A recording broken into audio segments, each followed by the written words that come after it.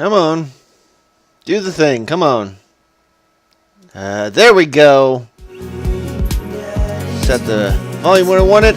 Welcome back to DracoFire87's Dream Daddy Dad Venture, and we've got a double feature for you today. And say that 5 times fast. God, I can't believe I got it out once.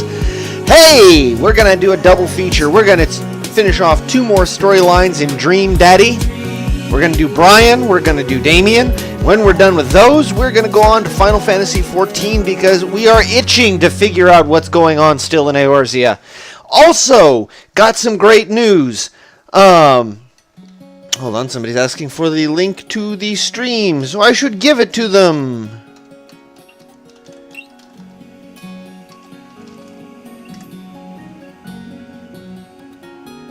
Hold on, and my boyfriend is asking for my opinion.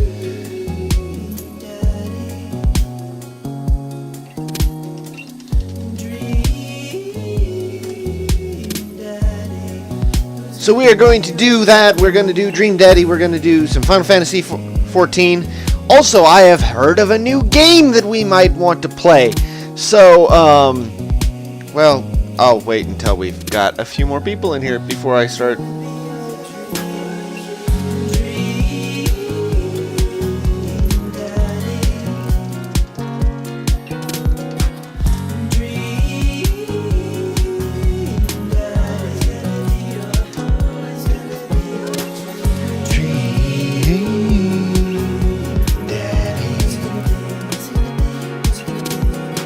That's public. Yeah, there we go. Oh, hey! Yes, there's other people in the room other than Segvault. Wonderful! I should be paying attention to that. Commentary, welcome back.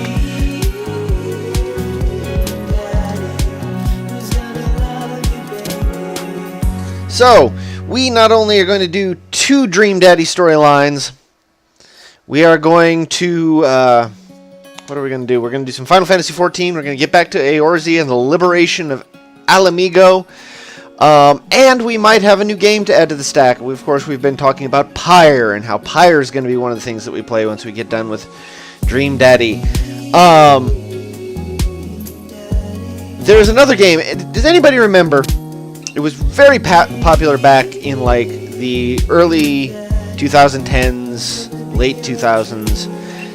Text and browser-based game called Kingdom of Loathing. It was really fun little turn-based game. It was very addictive, kind of a pastiche of all of the different kind of adventure games and stuff out there, and to some degree of RPGs. Kind of a quirky sense of humor. You could only have like 40 or 80 turns per day, so you couldn't get like just play it to death. So you had to kind of keep going. They had all kinds of fun stuff. Still exists, by the way. Check it out if you have the time. Still a very fun game. They have created a new game that is on Steam. It's a single-player game. It is called Western of Loathing, and it's basically taking all the Western tropes and pastiching them and that kind of stuff. It looks very fun. It looks very funny. I'm going to add it to the stack. I'm going to add it to the stack after Pyre because it looks like it's fun. It's only like $10. Can't ask for more than that. So, hey, you know, there you go.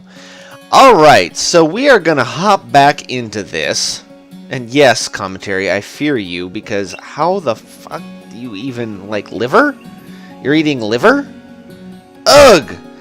I'm sorry, that's personally kind of gross, but whatever. Okay, so here we are with saves and saves and saves.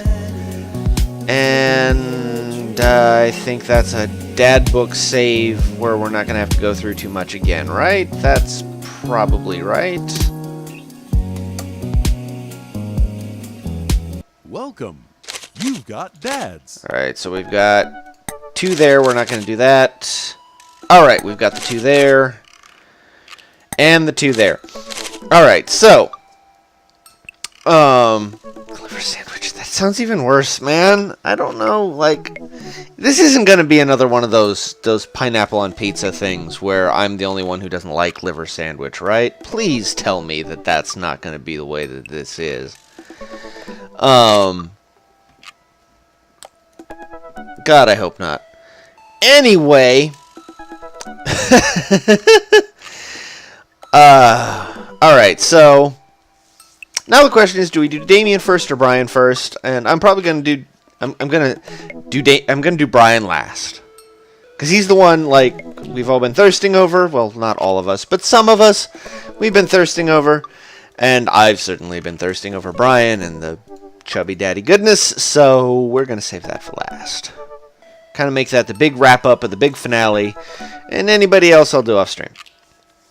Or maybe a side stream someday, I don't know. We're probably going to kind of skip through the epilogue when we get to it again, just to see kind of what changes.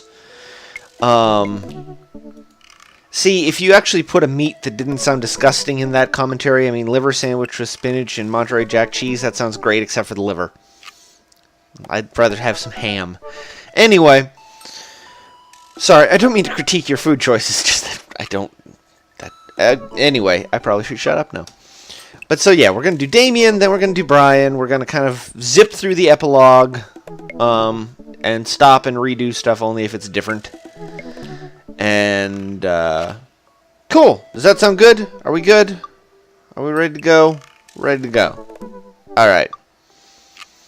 Yes, you were Matt thirsty, commentary. And we were too. Like, I mean, I was. That was a very sweet storyline. I really enjoyed that. I am interested to see how we're going to fuck this up. And what kind of awful, awful mini-game they have in store for us now. So, let's go talk to Damien. Yes, I am sure this is my dream daddy. We're not going to tell anybody that we're basically going back in time and doing one that we didn't do before. That's just the way you do these games.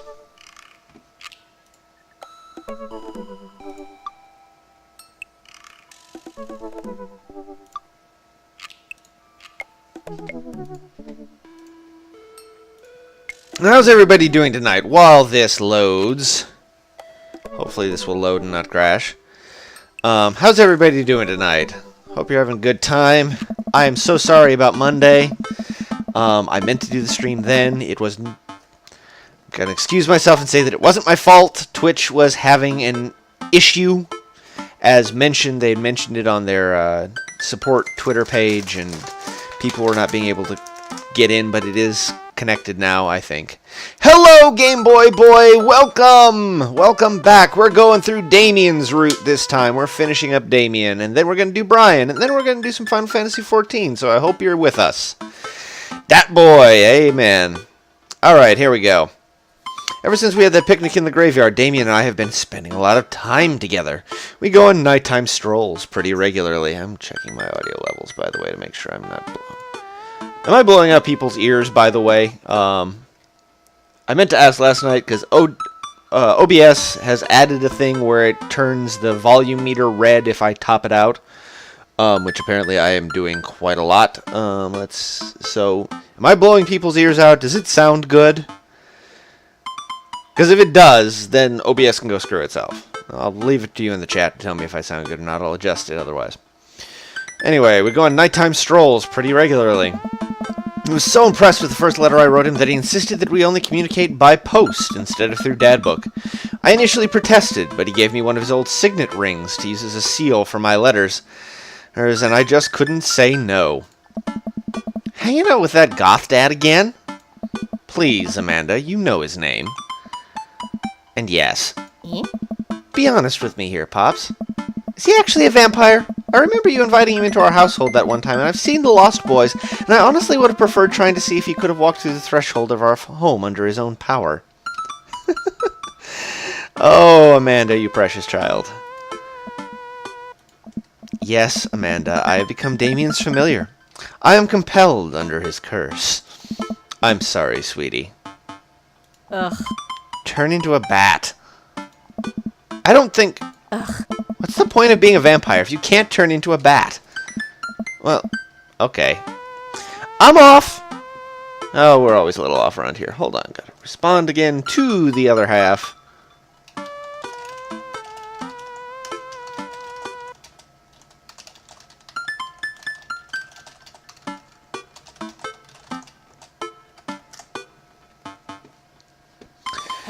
Are you taking the car, or are you flying off into the night on the leathery wings of a bat? One of those. While I'm out, can you throw away the garlic bread that's in the freezer so I don't die? That would be great. I'm keeping it there as insurance. You understand, right? That's my girl. Oh, precious cinnamon roll. How I love her. Damien and I walk along the water's edge, chatting. Damien's cloak. He hates it when people call it a cape. Damien's cloak flutters behind him in the breeze. This is going to seem like a silly question, but why do goths wear black? Gothic subculture has always been associated with death, so it makes sense that the style surrounding it would be greatly influenced by mourning. Huh. Interestingly enough, though, was that in the Victorian era, Queen Victoria herself mourned the death of her late husband for 10 whole years, wearing black for the rest of her life. If that's not goth, I don't know what is. Confusion! Welcome! Welcome. I don't think you've been here for the Dream Daddy madness, have you, Confusion? This is going to be fun. We're doing Damien's route. As you can clearly tell, we're about to finish it off. I have another question. Go ahead. How are you so comfortable with death? You mentioned in the graveyard that it helps you appreciate your life, or something? I've experienced several losses over the course of my life, and I truly believe that the only manageable way to cope with it is to accept that death is simply a part of living. It is the single universal truth for every human who has ever lived. I'm going to die. You are going to die. And life carries on without us. Doesn't that make you feel scared? Not at all. Without the advances of modern science, death was everywhere in the Victorian era. And yet funerals were major social functions.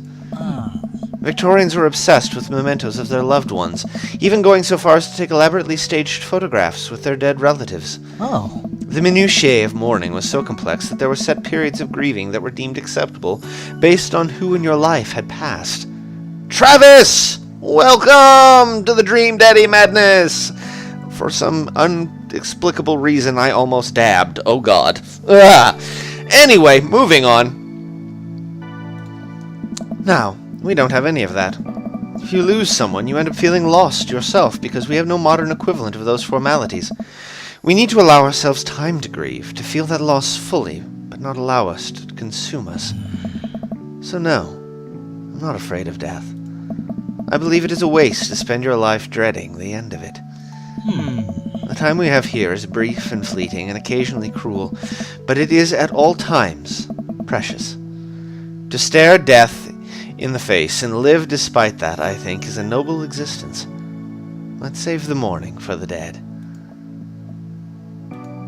Wow, that's beautiful. I can see the moonlight in the bay glint off of Damien's eyes. He smiles. We turn to the harbor and watch ships pass, breathing in the salty air. I look to Damien again, can't help but be entranced by his charm, his mystery. I find everything about him so fascinating. I lean in closer to Damien, closing my eyes as I do so.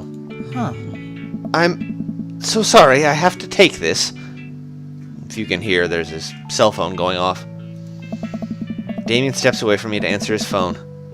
No, I hope it isn't Lucien again. After speaking in hushed tones for a few moments, Damien returns to me. Everything okay? What? There's an emergency. Lucien? No, thankfully. I must take my leave. Oh. Okay. Is there anything I can do to help? Dads do have to stick together, right? You know it. Then come. There isn't time to waste. After a short drive in silence, we arrive at a rundown building on the outskirts of town. Where are we? It's better if I just show you. push a surprisingly heavy door open and find myself in a dimly lit waiting room. A few rickety chairs line the walls, and there doesn't seem to be anyone behind the front desk. There are a few paintings and pictures on the wall, but they're so nondescript I'm still unsure what kind of place this even is. Wait here for a moment. I'll be right back. Damien walks off down a corridor, his boot heels echoing through the halls of this seemingly empty building. Distant howls echo from some place I can't see, and there's a faint scratching sound, like claws on tile. I cautiously peek down the hall and find stall after stall of scared-looking dogs. A few of them notice me and skitter up to the chain-link fence, sticking their noses through to sniff at the air. What have I gotten myself into? Suddenly the lights shut off. I panic. Unsure of where I am or how I can get out, I stumble through the darkness, my breathing getting heavier and heavier. Damien? The lights finally turn back on. Hello, hey, sailor. What? Mary? What are you doing here? Come on. You aren't here for the fight club? I don't want to get punched in the face. Great, because this is an animal shelter. A what? We take care of stray animals, and then people adopt the stray animals. Didn't you see the pets when you walked in? Oh, sorry, I didn't really expect to see you volunteering at an animal shelter. Give it a rest, buddy. Ugh. Well, okay, kid. Way to put me in a box. Dames, you hear this baloney? Just one moment. Thunder cracks and a door bursts open. Peering from the shadows, I see... Damien?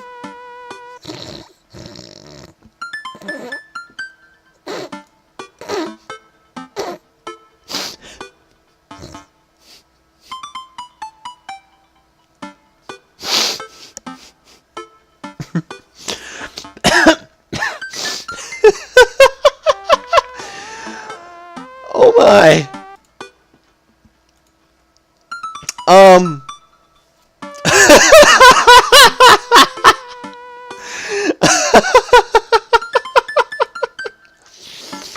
Well, that's a surprise.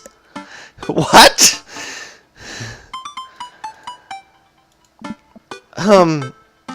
Hey. It's Damien. He looks completely different. No cloak. No Victorian-era clothing. No makeup. I wasn't planning to share this side of me until much later, but I'm not as goth as you think. I'm a systems administrator for the IT department of a realty company. I wear tennis shoes to work and I listen to Bruce Springsteen. I enjoy going to the hardware store and looking at storage solutions. And I voluntarily volunteer, that's not what I meant to say. And I volunteer at this animal shelter in my spare time.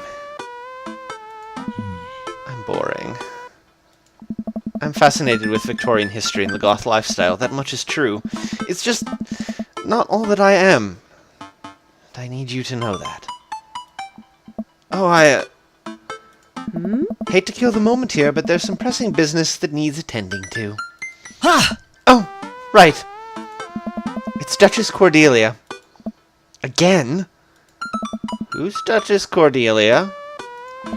She's one of the pups. Gets out all the time. She somehow learned how to open doors, and now she's unstoppable. When did she get out? This morning. I went to go sing sea shanties to the cats, and when I came back, she'd already bolted. What? What? Okay, we're gonna skip right past that one.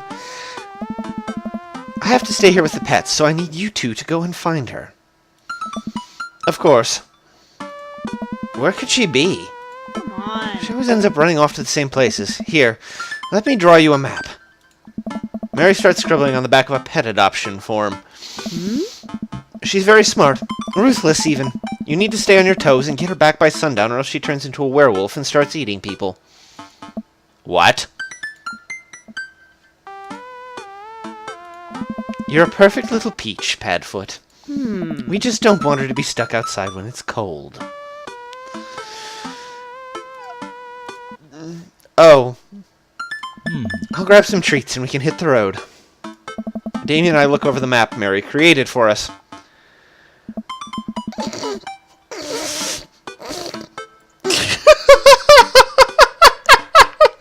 Okay, I gotta read this out. Mary's map. Aquarium, that is, I think, supposed to be a stingray. Shelter with a little dog's head. Bayside. The ocean or whatever. Softball field. Coffee spoon. Little cat and dog drawings. North, south, east, west, except she mixed them up initially and had to scratch them out and put shit under it. I don't know. God. Where, pup? Hello. And okay, so Nerd's house. That's me. Mary's sick pad. Smalls. That would be Robert, I think. Dames, otherwise known as Damien. Okay. Other Nerd's house. I'm going to assume that's Hugo. Or is that... Yeah, that must be Hugo. Is that Hugo? Maybe? Coffee Dad, which is clearly Matt. Kale, with a weight. For Craig. Mario Batali, which is either going to be Hugo or Brian, and I don't know which one is funnier. The fuck? Craig just kills me. Kale. Oh boy. Oh man. I'm Nerd's house. At least you're not other Nerd's house. Look like you're moving up in the pecking order. Congrats, kiddo. Where should we head first?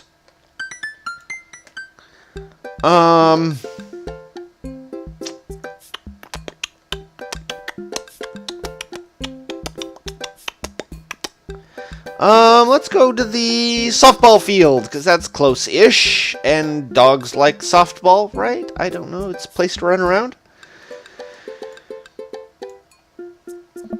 Damien and I exit the parking lot and start driving towards town. I look over to him and he seems concerned.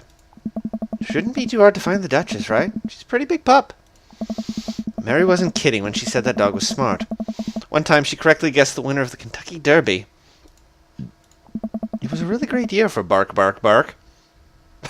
What? I don't know. What do you think our odds are, Padfoot?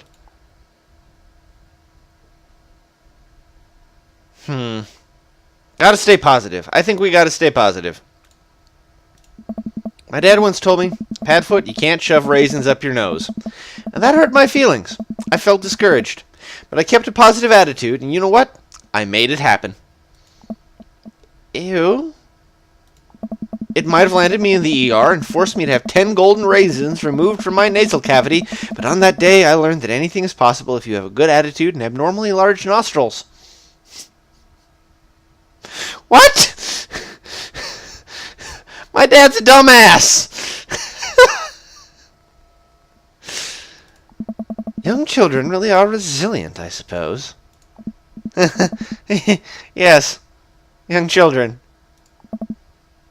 I was 16.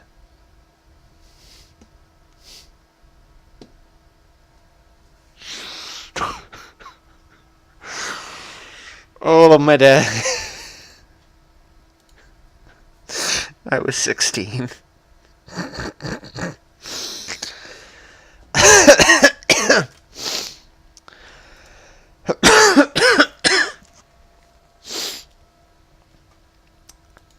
Oh dear. Let's just hope for the best. We got this. We drive to the softball field. It looks like Craig's team is practicing. I wonder if any of the kids saw something. Craig spots us and jogs over, softball bat slung over his shoulder. Oh, that kid's so cute. Oh. Hey, bros, what's up? Craig, you wouldn't have happened to see a dog around here, have you? One escaped from the animal shelter and we're trying to locate her. I don't think so. Maybe one of the girls saw something. Nice. Girls! Hi, Amanda's dad. Hi, Lucian's dad. We have names. Girls, have you seen any dogs around? Yeah, a huge dog ran through here a second ago. You just missed it. We tried to play fetch with her, but she just took the softball and ran. I think she ate it, actually. She was a lot of dog. Here, take another softball. Might come in handy later. Oh. Many thanks, Craig. Alright. Let's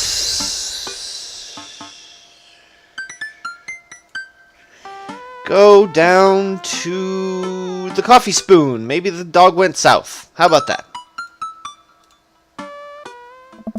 We park in front of Matt's coffee shop and walk inside. It seems like a slow day. Matt sits behind the counter reading a book. Hello, my boyfriend in another timeline. Hey, Matt. Hey. Didn't expect to see you two today. What's up? Have you seen any stray dogs around? Can't say I have. You looking for one? Can you describe him to me? Enormous. That pretty well covers it. Hey. Cool. I find strays digging for food scraps in the alley out back sometimes. Be sure to keep an eye out. We head back to the car. Okay, nothing there. Bayside! We arrive back at the Bayside. Just like old times, eh? I remember as if it was yesterday. I mean, earlier today. So what do you think? Any sight of the pooch? None yet. But who knows if she made it onto any of these ships? The Duchess would do that. I wouldn't put it past her to know how to navigate in rough seas and without a compass. Very smart. Pops? Damien and I turned to see my daughter! Amanda, what are you doing here? Do you think I just stayed inside all day vegging out on the couch and watching TV? Oh, sorry. What are you doing? Hey! I'm heading home to go veg out on the couch and watch TV.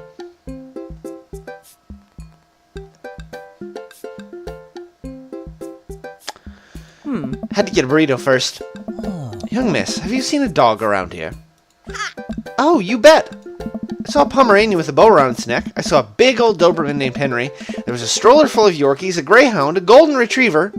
Did you see a Mastiff anywhere? No dice. I definitely would have remembered that. I gotta run, though. This Rito is about 10 minutes before the cheese breaks down the molecular structure of the tortilla and makes it all soggy. You understand. I do. Of course. Have a lovely evening, Miss Sagan. Well, cul-de-sac. God damn it. We drive through the cul-de-sac and everything seems to be pretty normal. It looks like Brian's doing some yard work. Hello, boyfriend, soon to be in another timeline! We pull into Brian's driveway and hop out. Hey, don't step on the grass, it just mowed. Have you seen any unusual activity in the area today? Aside from your underwater lawn. Oh, here we go. How dare you? I take my lawn care very seriously. Oh, no. Padfoot, please. You haven't seen a dog run through here, have you? Well, a few hours ago, I heard Maxwell barking at something. When I came outside, my garden had been torn to shreds. It's going to take forever to re-till the soil. That could be a dog. A rather feisty raccoon. Whatever it was, it must have been hungry. Ate all my tomatoes. I'm very sorry to hear about your garden. If you need assistance restoring it to its former glory, please don't hesitate to contact me. Will do, buddy. Good luck finding that dog. She's probably still hungry. What if she's looking for more food elsewhere? I fear the hours are growing short. Must make haste if we're to find the Duchess by sundown. Damien's looking more stressed out by the minute. I gotta think of something to lighten the mood.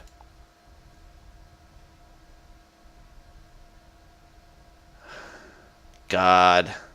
Knock-knock joke is never to lighten the mood. How many goths does it take to screw in a light bulb? Never. What kind of dog does a vampire have? I would imagine it'd be unwise for a vampire to take up the company of a smaller mammal for the means of companionship. It would be too tempting to... A bloodhound. I was gonna say a bloodhound, Damien.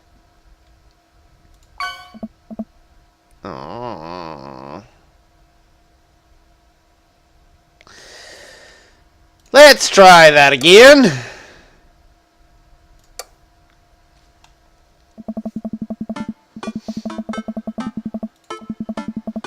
Good thing the autosave's right there. Fine, we're gonna go with the knock-knock joke. Who's there? Death cult. Death cult? Who? Death cultivate a more chipper attitude, friend. We're gonna find that dog. How would I have seen that one coming? Ugh. A slight smile cracks on Damien's lips. That's better. Keep reading Damien directions from the map as we drive around town. Well, we've only not been to the aquarium, so let's go to the aquarium. Damien and I stopped by the aquarium. Everything looks in order here, but it might help to get out of the car and take a look. Seen anything? No dog here. Not even any sign of her. You know that penguins are considered to be the goths of the sea? Damien, I want to believe you so badly. Oh, no, I know where I should go. It's hungry. They're looking for food. We're gonna go back. I got... It's the last one. I've got to get this right. If he's hungry, he's gonna go to the coffee spoon for scraps. Head back inside the coffee spoon. Hey, Matt! Guys, I think I may have seen that dog you were looking for. What? You did? A brown mastiff? Size of a house? Yeah, I saw it digging through the trash in the back. It ran away when I tried to get closer, though. Did you see what direction it ran in? Matt thinks for a second. Oh.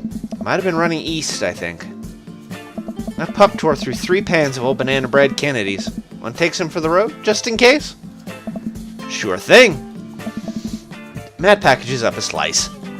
Thanks for the slice. The road slice. This banana bread Kennedy's is going to be so good. I think he meant to give it to you for the dog. Right. I meant it's going to be so good for the dog to eat.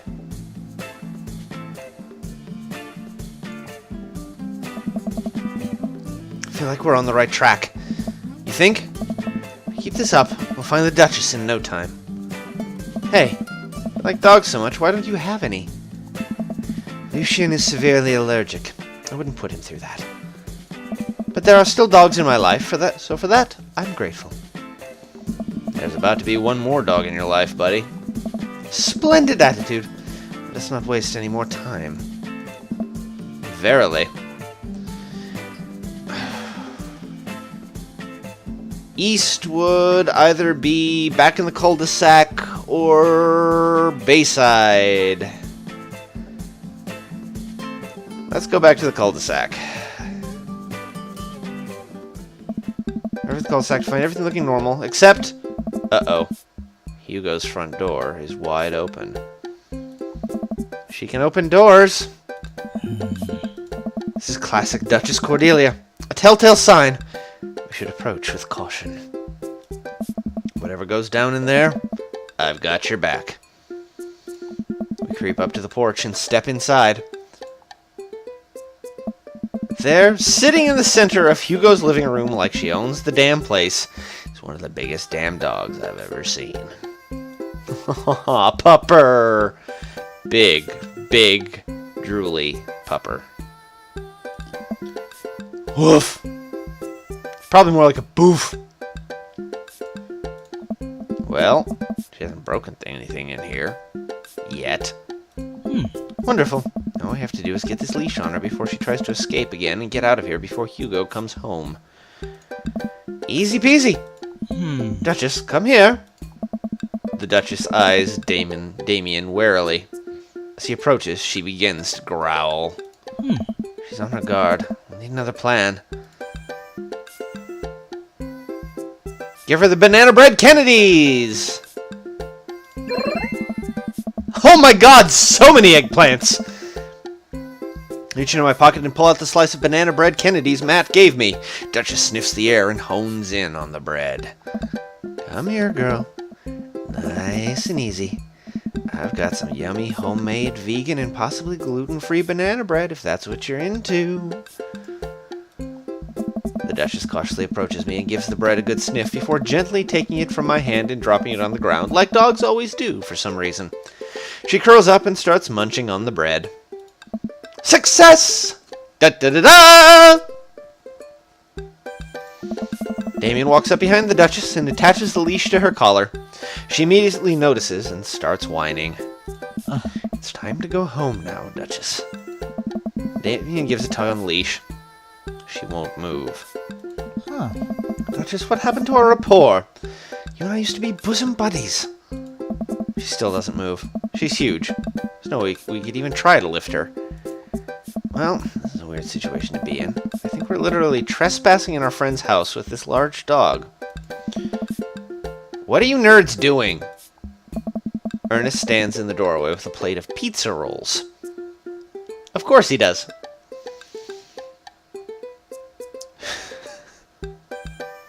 Don't tell your dad about this. We're definitely not trespassing. What flavor pizza rolls are those? This is probably the wrong choice, but I got enough eggplants with the last thing that I think it's going to be worth it. No, we're definitely not trespassing. Pepperoni blast? Nice.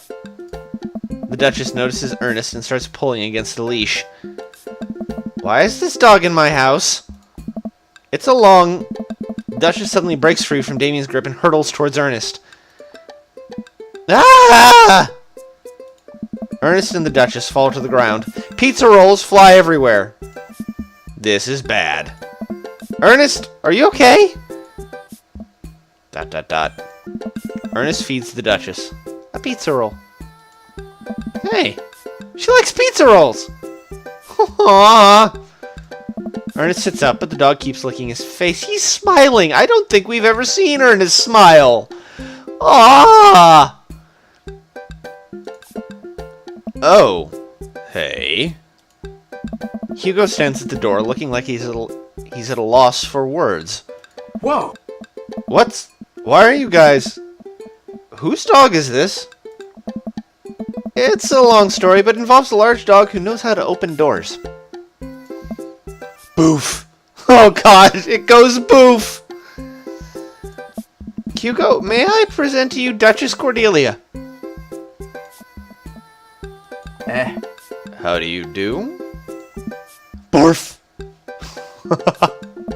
We're friends! The Duchess looks at Ernest's face. She's from the local animal shelter. She got out, and we've been chasing her all around town. Your house was her final stop.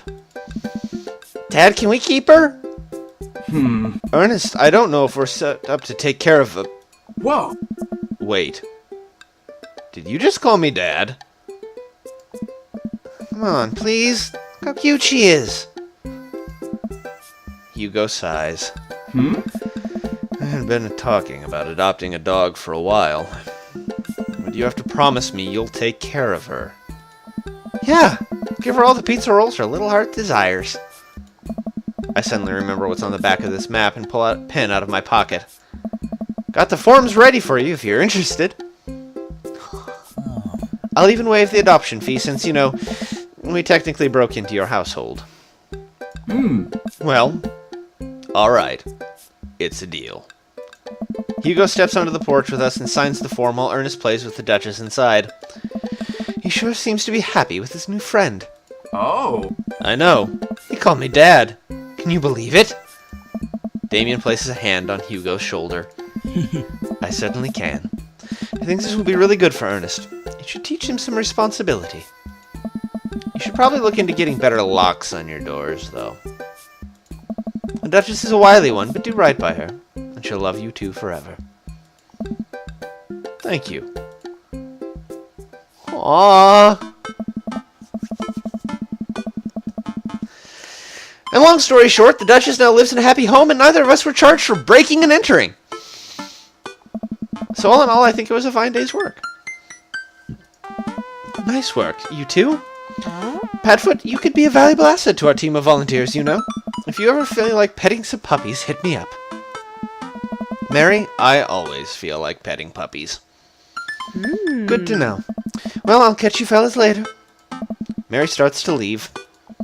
And one last thing. Damien's been telling me about you. Glad he finally brought you around. Oh, yeah. Come on. Damien's my special boy. I love him.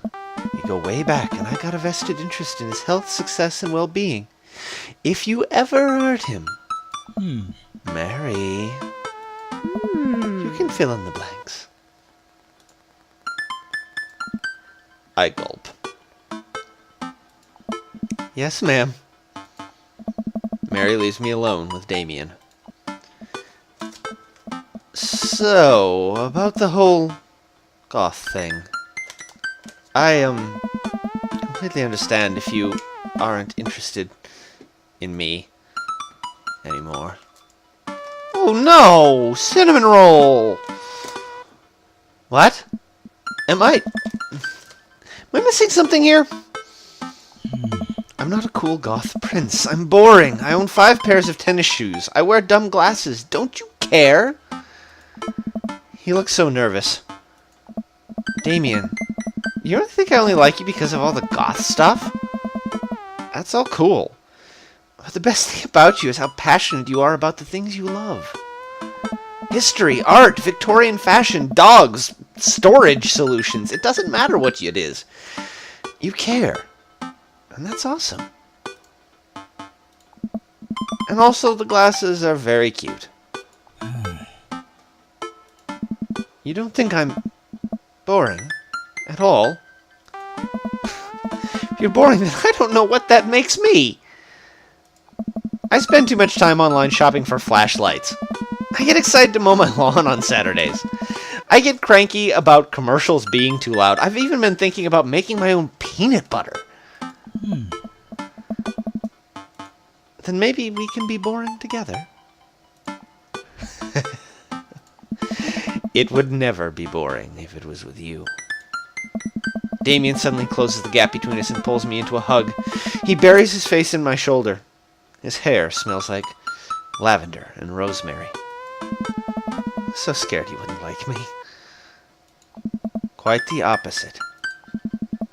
Damien pulls away for a second and looks me in the eyes. Without the colored contacts, his eyes are so dark and soulful. May I kiss you?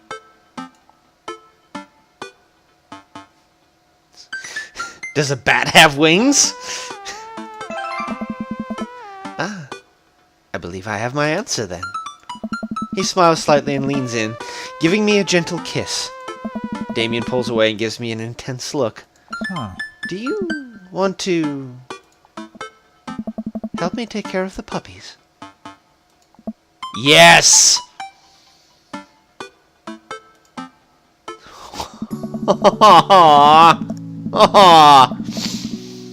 Damien and I arrive back at the cul-de-sac, our fingers intertwined.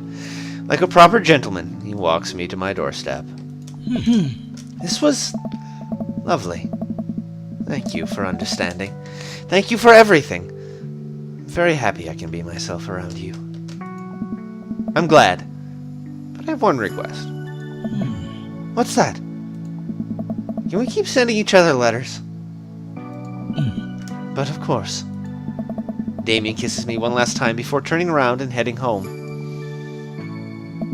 Amanda runs back to the couch from the window and tries to look as nonchalant as possible. Hello, Father. I was sitting here, on the couch, this entire time. Hi, Amanda. Oh. So, are you guys, starting a vampire coven together? Oh, plot twist. Mothman. Damien's actually Mothman. I didn't see it coming either. Genius. Well, whatever's happening, I'm really glad you two are happy. You deserve it, Dad. Aw, shucks. I'm gonna head to bed. Catch you in the morning? Sure thing. I make my way to my room and fall into my bed with my heart full, excited for the days to come. Ah! Alright, so we're going to skip through the epilogue. See what's different. Bonding, cargo short, Ojo-sama, darkness, earnest, death anxiety. Oh, my stars, this... Never in a million moons have I had a date such as exquisite as this one. Aww. Interview with the vampire. Achievement unlocked. Oh, that tip is actually really good.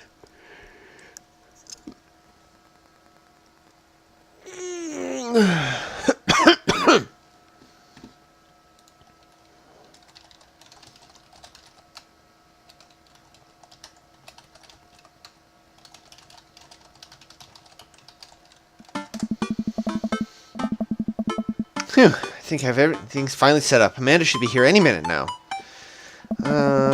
That's... I'm just looking to... I'm skipping through. We've done this all before. Fenrir!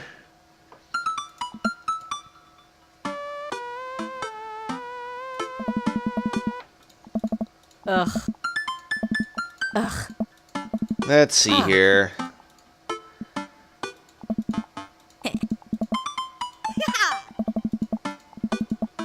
Let's see. Nope, no changes.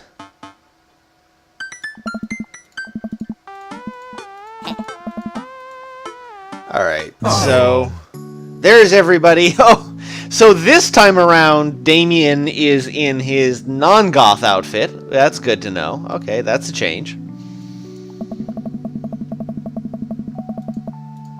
So nothing of this changes. Hey!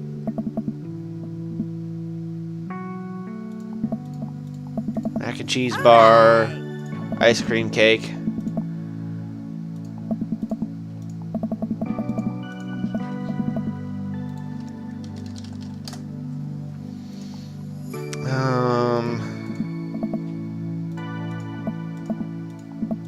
Pablo.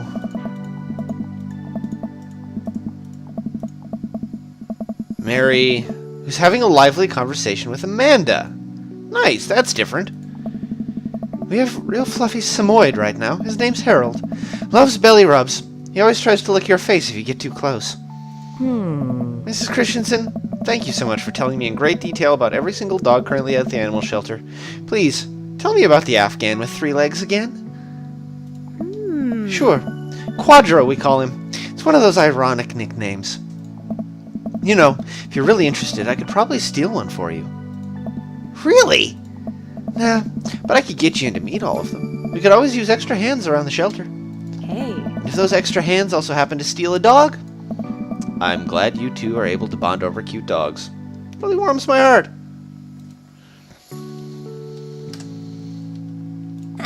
Dad, we're having a moment. Hey, Sailor. Your kid's a good egg. Where's your goth prince? You two are usually attached to the hip these days. He's around. Stellar. Mary turns her attention to Amanda. It's not too hard to sneak a dog into college. Trust me, I did it plenty back in the day. At one point, I had 3 cats living in my dorm. Decide to leave them to it. All of a sudden, a huge dog leaps up into my arms. Duchess! Hugo and Ernest run up to me. The Duchess gives my face a few broad licks and hops down. We're working on that. Got her in disciplinary class. She's a wild spirit who runs where she may. I don't mind at all.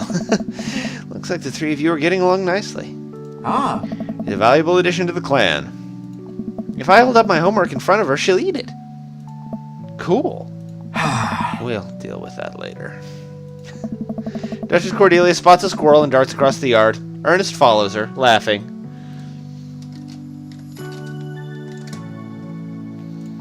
He's actually been a lot more manageable lately. I think taking care of the dog is good for him. Thanks for breaking into my house, I guess. Anytime. Badfoot. Brian, you made it! I don't pass up on good Mac. Let's see here. Yeah, this didn't change.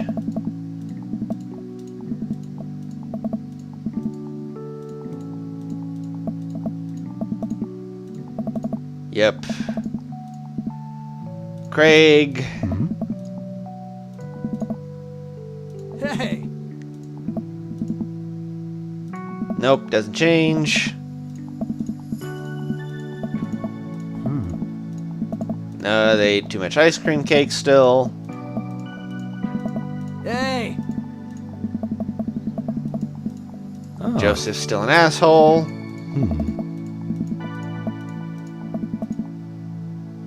Oh. Perfect cheddar to Mac ratio. Beautiful work, Padfoot. Thanks, Hugo. No, this isn't changed. This part is the same. Huh. Oh.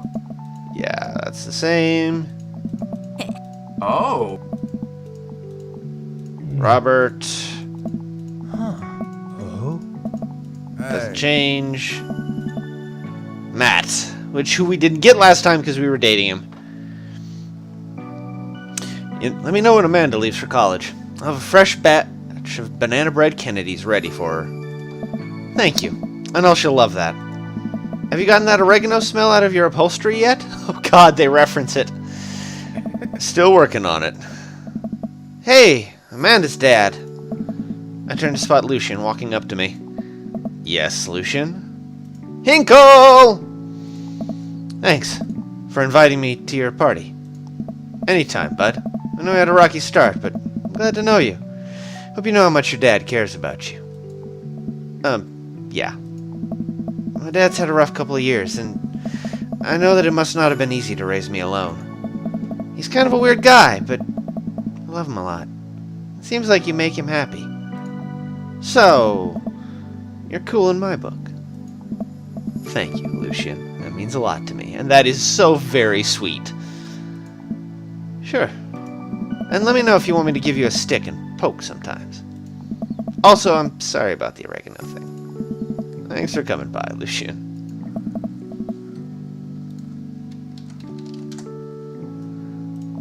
As the party starts to wind down, I take a seat on our back porch step. The sun is setting. Everyone seems to have eaten their fill. Amanda wanders over and sits down next to me. Killer party, Pops. What can I say? I was inspired. So, okay, she has something. Yep.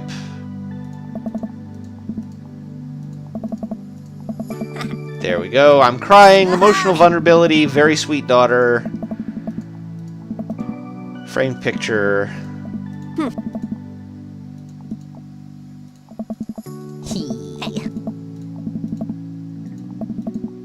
Ugh.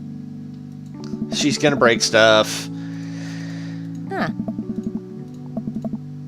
I glance over to the back of the yard where Damien is sitting on a bench beneath our cherry blossom tree. He smiles at me. I'll leave you to it. Me and the Emmas are gonna go get ice cream. Pew! Love you, Pops. Amanda runs off to join her friends. Loomis! Welcome! We're finishing up Damien's arc and about to start Brian's. I take a seat next to Damien as the last guests make their way out of the party. You know that in the Victorian era, they would call benches seaty boys. What? Really? I'm kidding, Padfoot. But what if? It's good to see you in your civvies again. Thank you. I had a revelation the other day, Padfoot, and I think it was largely due to your continued influence upon me. There was a version of myself that might have been embarrassed to show you my true form, my information technology form. But what you said about me, about how my passion was what you truly admired, that emboldened me to feel like myself, regardless of how I choose to dress and act. Instead of separate entities, they're simply different facets of myself. A three-dimensional human being with his own thoughts, wants, and needs. I love dressing the way that I do, but feeling constricted by what I thought was my own personal brand made me lose sight of why I did this in the first place. To make myself happy. I place my hand on Damien's and feel a light squeeze. Looking up, I'm greeted by Damien's warm smile. I'm trying to be more comfortable with who I am, rather than dwelling on who I could be to other people. I can't stop smiling. I'm so proud of him. Damien, I'm so happy that you've realized that you can be a dog-loving goth. Me too, Padfoot. Me too. I feel myself inching closer and closer to Damien. I go to brush a lock of hair out of his face, and I'm shocked at how soft it is. How is your hair so soft? Dog shampoo. I keep running my hands through his hair as he leans closer to me, placing a hand on the side of my face. He strokes my cheek with his thumb. Oh. You know, public displays of affection were considered scandalous in the Victorian era. Damien pulls me in for a kiss. But I think I can make an exception for you. Aww, why is it so sweet? Why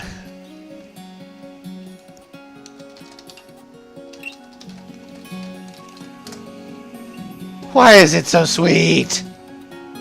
Alright, we're gonna skip through this because we've seen this before. Most of us. And if at any point there are people who didn't see, like, the last... I think for who here didn't see the last run-through? Like, I know Lemus wasn't with us, I don't think. Anyway, we'll figure it out. That is cute! That's adorable.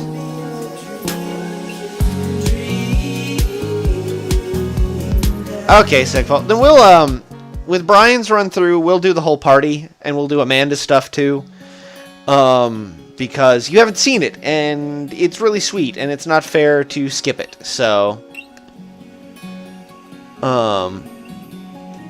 So with Brian's route, we'll just do the whole thing. One full run.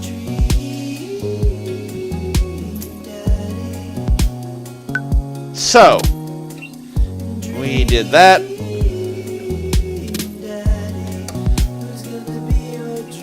Welcome.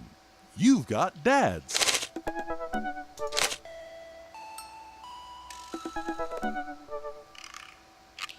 And now we are going to finish up Brian! Rival Dad.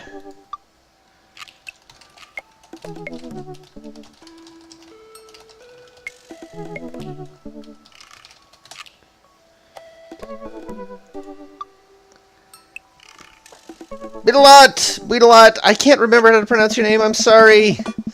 Hello! Welcome! Joining us for the Dream Daddy wrap-up. We are wrapping up Brian's route. It's the last one we're going to do on stream, I think. I is silent. No, there I am. I'm good. Oh, the U is silent, so it's... Biddle? I'm sorry. I'm awful. I'm awful with pronunciations. I'm going to need a pronunciation guide. Okay!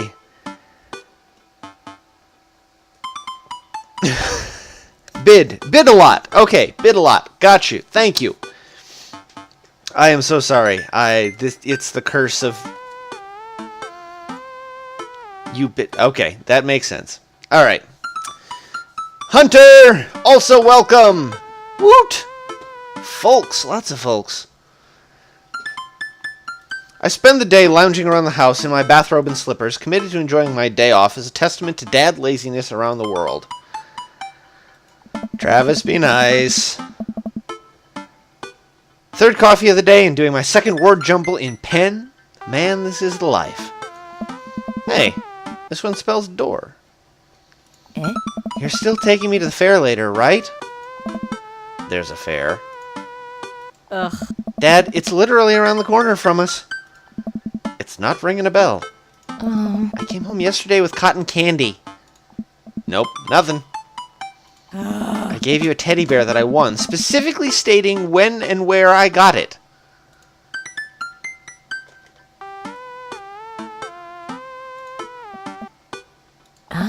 Seriously? Amanda walks to the windowsill and slides the drapes open. There's a big Ferris wheel in the distance.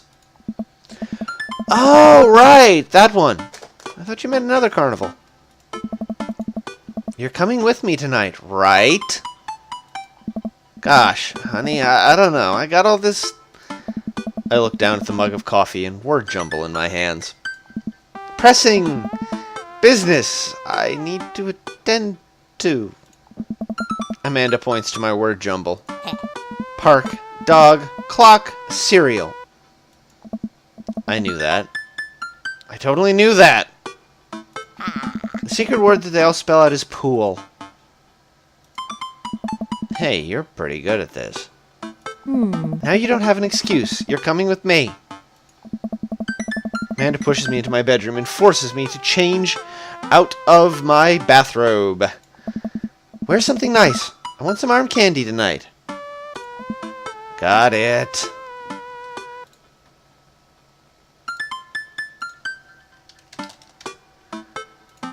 And no flip-flops. Not after last time.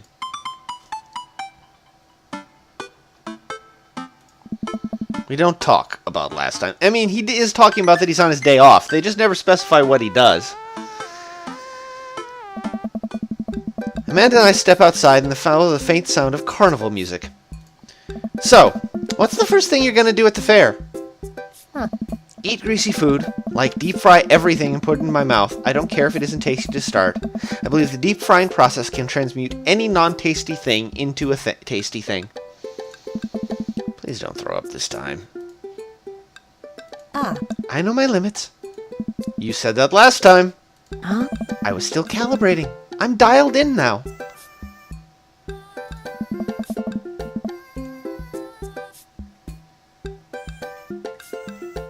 Sorry, I'm reading up chat. You ride with the rides with me, right? If you're looking for someone to ride scary rides with, that's a straight veto from the dad constituency. However, I am happy to stand at the fence and take blurry pictures of you riding the rides as per dad custom. Define scary rides. Anything that moves. Well, you're no fun. Well, maybe I'll find someone at the carnival who'll just go with me. Wouldn't that be a surprise? Yeah, maybe one of your friends from school will be there. Like, who's the one with the eyebrows? Teresa? She got mono. What about the one who vapes? Alex got suspended for vaping in the school bathroom. Well, I hear carnival rides are fun as a solo rider. But then I'll have no one to puke on. Or will I? What? Hey, look, we're here. The carnival is packed with people from all over town tonight. Screaming kids run around with cotton candy and buckets of soda clutched in their grubby fists. Colorful lights flash all around us. I feel like just smelling the air will clog my arteries. Hey, let's go over to these greasy food carts first. Amanda leads me by the hand in what seems like a very specific direction. I know my favorite one is around here somewhere. Wait a second. Is that... Brian? Wow, look who it is! Sure enough, it's Brian and his daughter Daisy. Brian has the same confused look on his face that I'm sure I have.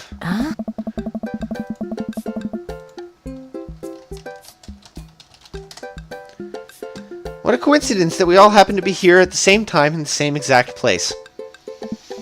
Wow, this is so weird. Can you believe we just happened to come to the carnival on the same night at the same time? Yes, Daisy, that's so strange. How bizarre.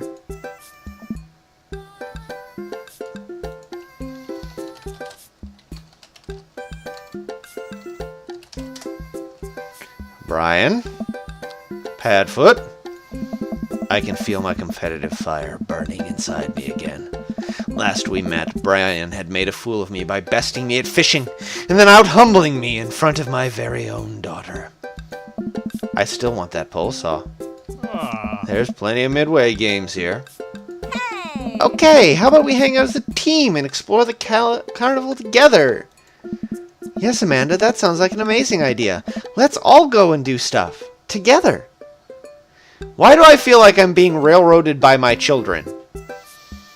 Our children.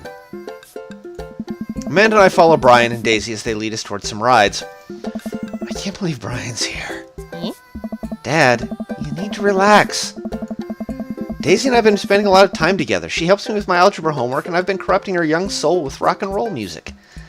She's really cool, but you and Brian won't stop complaining about each other. Oh, he's complaining about me. No, Dad, that's not what I meant. If you and Brian would just talk to each other, maybe you'd see that you have a lot in common. See, now I gotta turn it up to 11. Brian's getting obliterated. Oh, no. Dad, yeah, you have to chill. Please chill. For my sake. I'm chill. I'm so chill. Like, stupidly chill. And once I prove it once for all that I'm clearly the better dad, I'll be so chill you could call me liquid nitrogen. I will destroy him. Wow, this is getting intense. Like, I think my dad's son has gone a little nuts. I'm a little worried. Ugh. Dad! I spot the entrance to the midway. A perfect opportunity. Hey, Brian, check it out. Want to get a couple games in? That sounds fun. Maybe a little friendly competition. No, we wanted to check out some clowns over there. Amanda, you're scared of clowns. Overruled. Fine, sure. Let's play some games. We spend the whole night in there. I'm filing for emancipation. Oh, lighten up. I'll win you something nice. And I'll win you something nice too, Daisy. I'll win more nice things than Brian. I'd like to see you try. Brian and I glare at each other, though that doesn't look very glary. We've been in it for longer than I'd like to admit. Amanda and Daisy sigh heavily at each new game Brian and I challenge each other to, their arms overburdened with stuffed animals and t-shirts with rainbows airbrushed onto them. For every game I win, Brian seems to answer back. Dad. Dad, please, enough. Just one last game, honey. So, Padfoot, we're tied. What's the ultimate prize? I spot it from across the midway. We lock eyes. It swims absent-mindedly in a bowl of water. That goldfish will be mine. Amanda, sweetie, how about I win you a goldfish? Ugh. If it'll get us out of here, great. I look over at Brian. We don't say a word, but our locked eyes confirm it. The person who wins the goldfish wins the night. Looks like it's skee-ball. You any good? I am the best skee-ball player to ever grace this earth. Oh, from say, that goldfish is a weird euphemism for Brian's censored. I don't. Oh.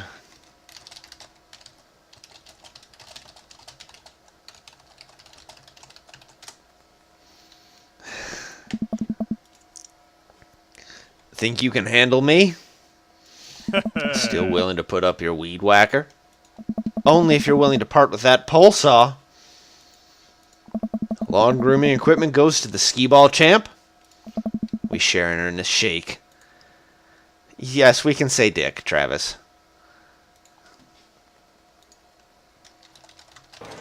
Ski that ball. Oh my god. No, no, no, no, no. Don't make me do this. Oh god.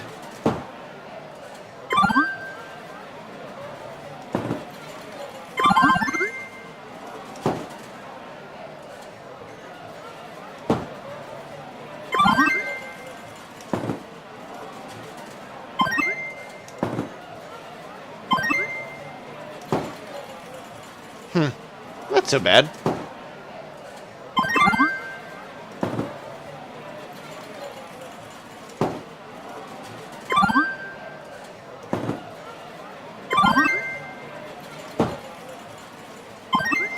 I am the skee-ball champion. God damn. Whoops, that was not it.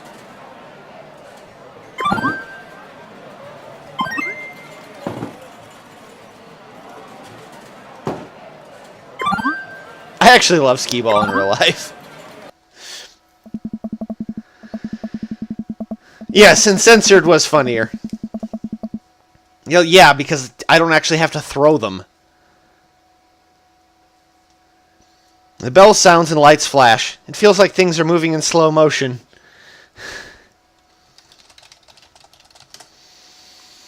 And the guy running the booth points at me. I turn to look at Brian, and his face is priceless. The attendant reaches up and dumps the goldfish into a plastic baggie. My hands shake as he passes it over to me. I've done it. I've finally done it. The fish is mine. The pole saw is mine.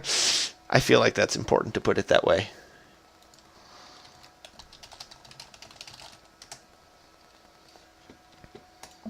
Victory is mine.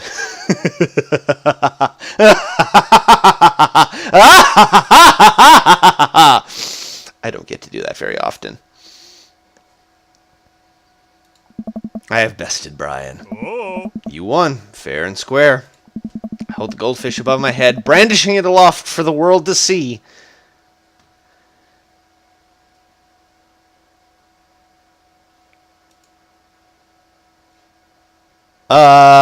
Let's see here. Be cool. Be cool. We're going to be cool about this. I think better of my hubris and slowly lower the goldfish bag into Amanda's hands. It was nothing. Amanda, what would you like to name your new friend? How about... Yeah. Brian? Oh, girl! You would. Et tu, Amanda. Hey. Want to go on the Ferris wheel next? Yeah, I want to ride the Ferris wheel. Of course. I'll hang out and watch you guys. Still not a fan of carnival rides. Hey. I'll be happy to ride the rides with you kids. I'm just kidding. I love carnival rides. I'm the best at them. We traverse the fair and end up at the relatively short line for the Ferris wheel. It doesn't seem like a very popular ride. Daisy and Amanda chat excitedly. I can feel Brian glaring at me. So, how'd you do on the trig final? Way better than I thought I would. Those coastline problems still trip me up, so I drew a cat instead of answering the questions, and my teacher gave me a point for effort. Wow, is high school really that easy? Huh? Absolutely yes. The School of Hard Knocks, though, that's another story. Amanda playfully punches Daisy on the arm. Welcome to the streets. Huh. You check out that art book I gave you? Yeah, I love that section on female photographers. You have good taste. You know, I bet your photos will be in a book someday. Oh. Daisy, stop or I'll cry. They're too cute. Next. Amanda pushes me forward. Hey. You first. I sit down in the carriage. And now you. Daisy pushes Brian into the carriage next to me. Before I can say anything, the ride operator closes the gate. Now wait just a second. We're going to go get some deep fried pickles. You two take this time to work out your differences. Oh. Hold on. Get along! Yes, dear. Amanda and Daisy run off into the crowd. The ride starts moving. I sit in the Ferris wheel with my arms crossed, not talking to Brian. I don't even know what Amanda's talking about. Neither do I. Our carriage creeps slowly upwards. Ferris wheels are boring. Can this ride go any slower? Oh, is it too fast for you? That's not what I meant. How could this get any worse? Suddenly, the ride jerks to a halt with us at the very top of the wheel. I can hear the faint yell of the ride operator down below. Sorry, folks, ride's stuck. Guess a raccoon must have stolen a key component to the motor. They're very crafty animals and are frequently attracted to shiny objects, so it makes sense that they would pilfer something like that. Anyway, it'll be some time before we can get you all down. Settle in and get cozy. Well, and hey, no hand stuff while you're up there.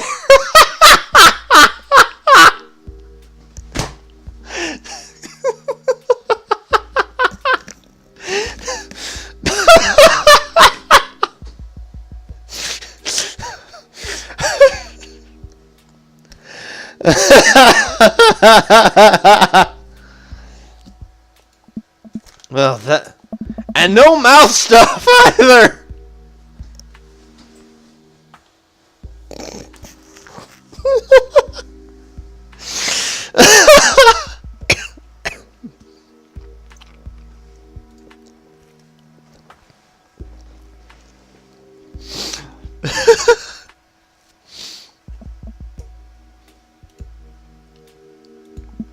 Well, this is just great. I look down over the expanse of the carnival. Hate to admit it, but it's a pretty good view.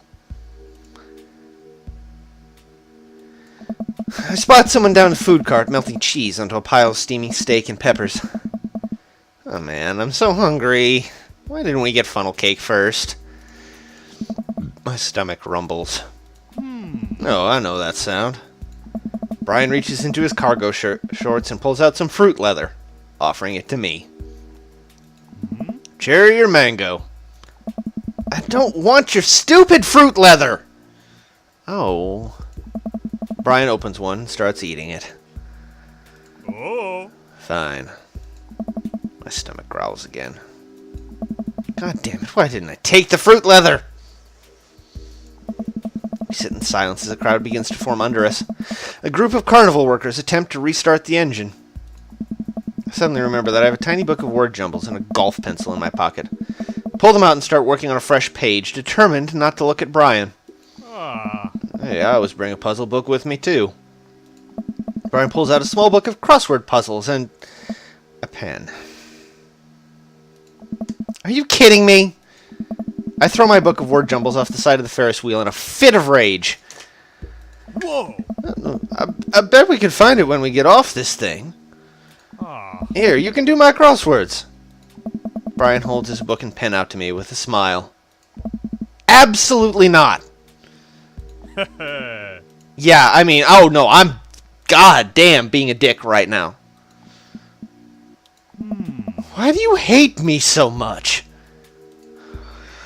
Oh.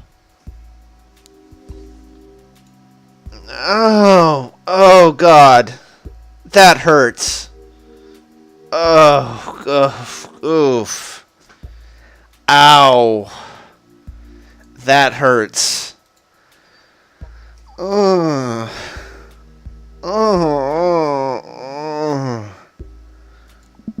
hate you. Why do you think you're better than me? What? I don't think I'm better than you.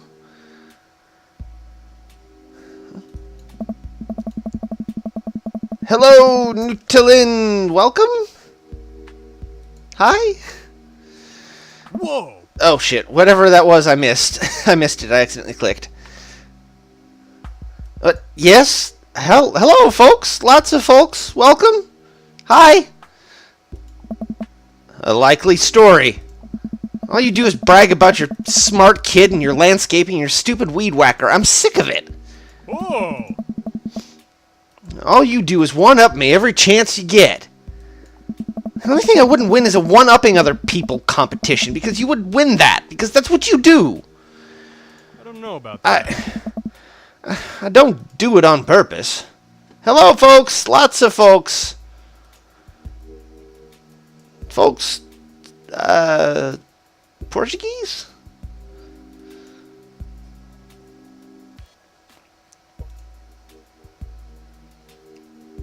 Oh, boy. Oh. Oh, baby. Yeah, somebody hosted me. Somebody hosted me, and I think that's not necessarily a good thing.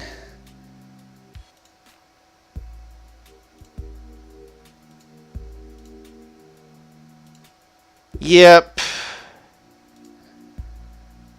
Yeah, I got bot followed. Oh, God. Well, we're not going to let this ruin our... Yeah, somebody...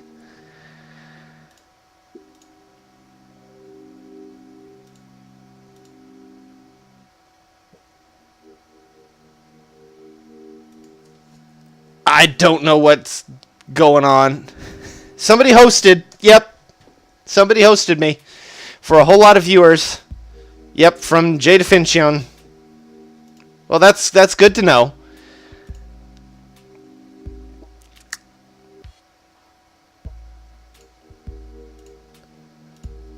Oh, boy. Yeah, I did kind of explode, didn't I? From Chile, welcome.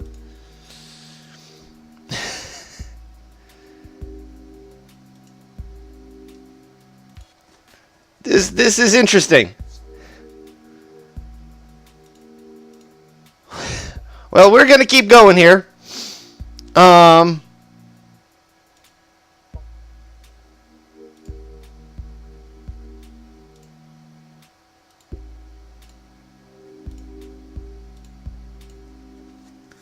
Anyway, keeping going.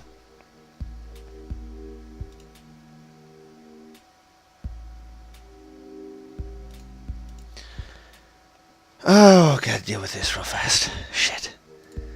This is 7 kinds of interesting.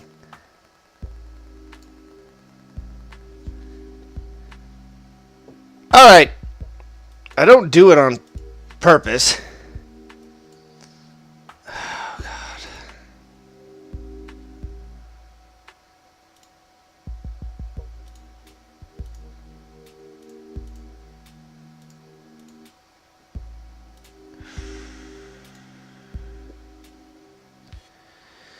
Oh, boy.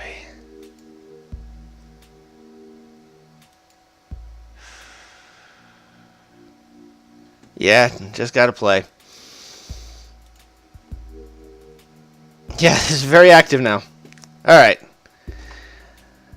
Don't do it on purpose. Wait, what? You're messing with me, right? No. But... Hold on.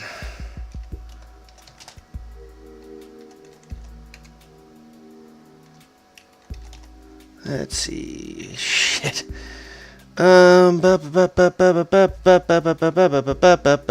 One small thing to take care of.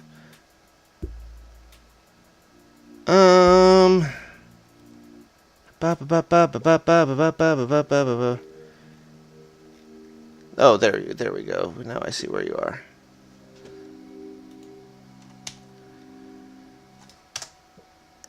Hey, Loomis, take care of the bands for me if somebody starts saying something stupid.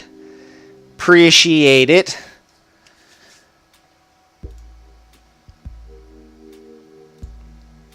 But I don't think I'm better than you at all.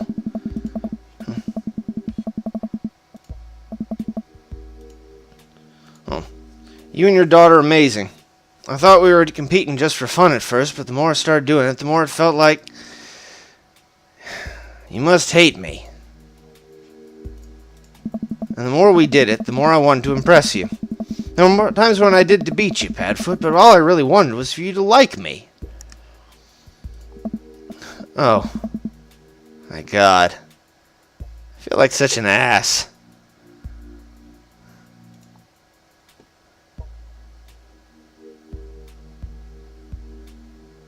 Be honest with Brian. Be honest with yourself. Be honest with yourself. Nah, I gotta be honest with Brian. I gotta be honest with Brian totally. Let my competitive spirit get in the way. Actually, no. I let my own insecurities get in the way, and I've been a huge dick to you for no reason. I'm sorry. Loomis, you are. Just, use the /ban in the name command. You are modded. It's showing up on my end. And I've been a huge dick to you for no reason. And I'm sorry. To tell you the truth, I think we could be really good friends if I could ever make it up to you. I respect you a lot. We sit in silence for a second. And we, start over. What do you mean? From the beginning. Brian holds out his hand. Hi, I'm Brian. I take his hand and shake it vigorously. Hey, Brian, I'm Padfoot. It's really nice to meet you. Great shirt. Thanks, Padfoot. Brian and I look at each other. We both share a smirk over this silly little game, but it feels good to be on the same side for once. Alright, folks, thanks for being patient. Turns out the raccoon didn't steal a part, was instead still rummaging around in the inner workings of the engine. We formed a wary yet mutually beneficial truce. The carriage starts moving, and we find ourselves down on dry land in no time. Brian and I wander around for a bit, looking for Daisy and Amanda. You know, getting stuck on that Ferris wheel could have been a lot worse. I'm glad we worked things out. Me too, buddy. Now that that's over with, we can both get home to quietly enjoy our evenings. Agreed. Dad! Amanda and Daisy run up to us. I think you kids will be pleased to find out that Brian and I have worked out our different... Huh? Dad, that's great and all, but Brian's in trouble. But Brian's right. The fish, Brian!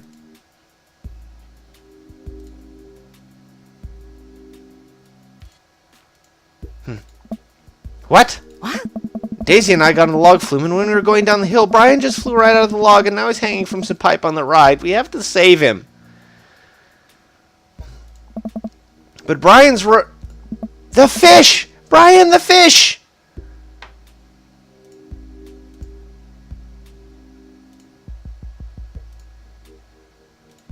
Oh, right. Come on! We sprint over to the log flume, spotting Brian, the fish, stuck up in the rafters of the ride. We'll get you down, little buddy. I have to get Brian before the fair closes. Who knows what'll happen to him? But the fair closes in 10 minutes. I guess we need to hustle then. What's the plan? Well, we'll run right around the track last 90 seconds. Brian's hanging from a pipe right above the drop, so you have a window about 10 seconds to grab him. Huh? Oh, did you just do all that math in your head? That's really impressive.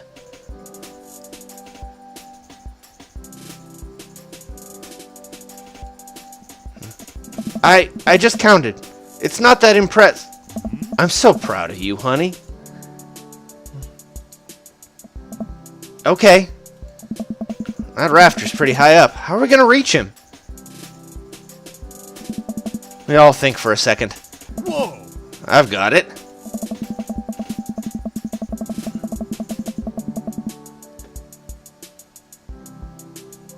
Brian runs over to the midway, to the last game that we played, and snags the pole from the game attendant that they used to grab stuffed animals.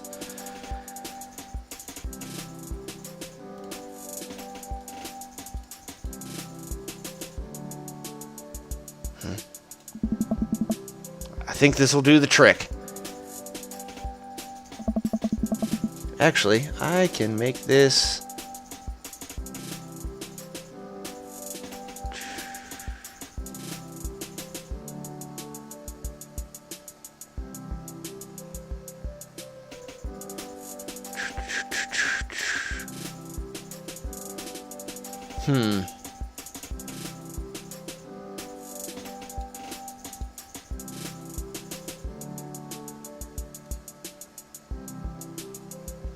Hold on, I'm doing something.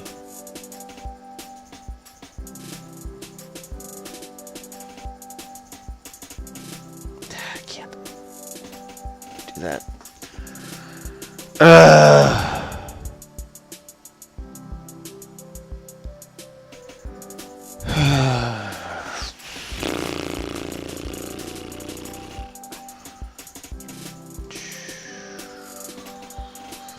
Hold on, folks. You know who you are.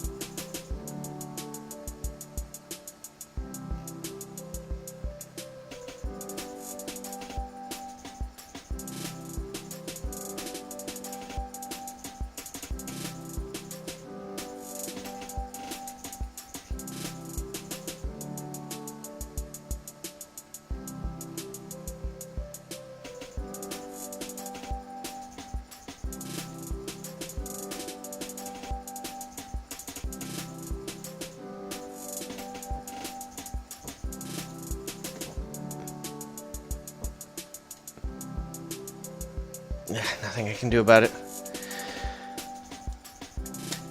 Thank you, Loomis. That's going to make that a lot easier. Because that should cut it down significantly.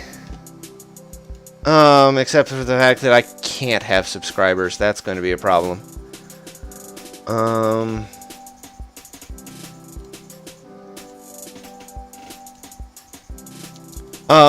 Loomis, cut it out of subscribers only mode because I don't have subscribers because I'm not in that pool.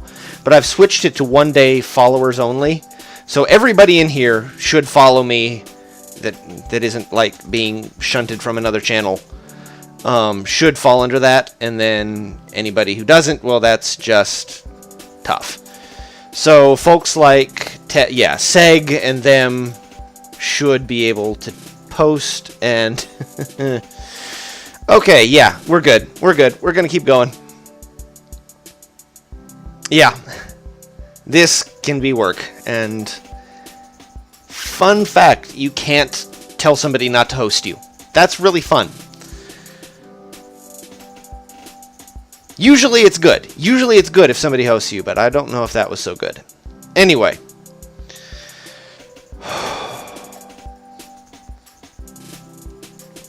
Okay.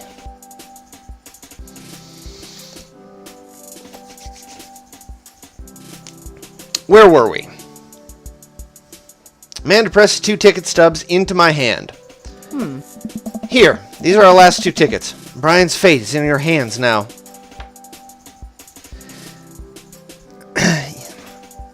There's upsides and downsides to the follower mode.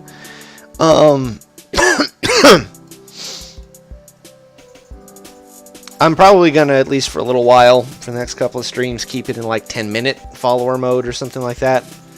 This is definitely an anomaly, but we'll see. No, I'm pretty sure all of them were trolls, to be honest. Anybody who's not a troll, if they like me, they can stick around. If not, my channel, my rules. Anyway, here, these are our last 2 tickets. Brian's fate's in your hands now. There's no time. Come on. Yeah, a lot of them wanted me to say stupid shit, Travis. Brian leads me by the hand to the entrance of the log flume, getting there just in the nick of time. Looks like you guys are the last ones. We take our seats on the slippery vinyl. The ride operator pulls the bar down over our laps. You ready for this? The log starts drifting down the fake river. Unnaturally blue water sloshes over the slides, soaking my soaking my shoes. This is gross. You know how earlier I said that I was the best at carnival rides? The ride jerks forward and I let out a small yelp. That might have been an embellishment. Our rickety log makes the slow climb aim up this track for the most grueling minute of my life. Whoa! I see him! Hang from the rafters just before I drop. The drop is our beloved Brian, the fish, not the guy. Are you ready? I don't think I can reach it from where I'm sitting. It's all you, buddy. Brian presses the fishing pole into my hand.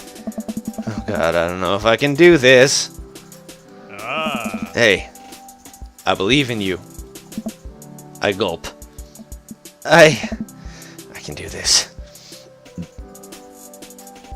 I couldn't tell what language half of it was in, but... Match that fish. Nice match. Okay, good, I got it! With the precision only attainable from playing midway games at a competitive level, I hook the baggie that contains Brian the fish and place it onto my lap. I did it! I grasp the bag firmly. He'll be nice and safe during the drop! Oh god, the drop! Up. I momentarily forgot there was a drop. It's a big drop. Oh god, it's coming up real fast. Oh man, it's a big drop! So, when I told you that I'd sort of over-exaggerated my proficiency with carnival rides, it turns out that I had under-exaggerated just how bad I am with them. I'm utterly and completely terrified of carnival rides. Brian looks over to me and takes my hand in his. Yeah. I'm right here. We can do this. He gives my hand a squeeze as our log tips over the edge and flies down the drop.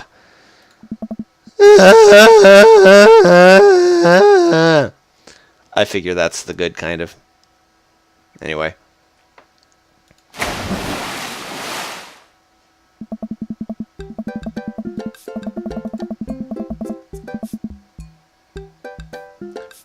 I still have 703 viewers, but it's not really translating into followers, so ho ho ho ho.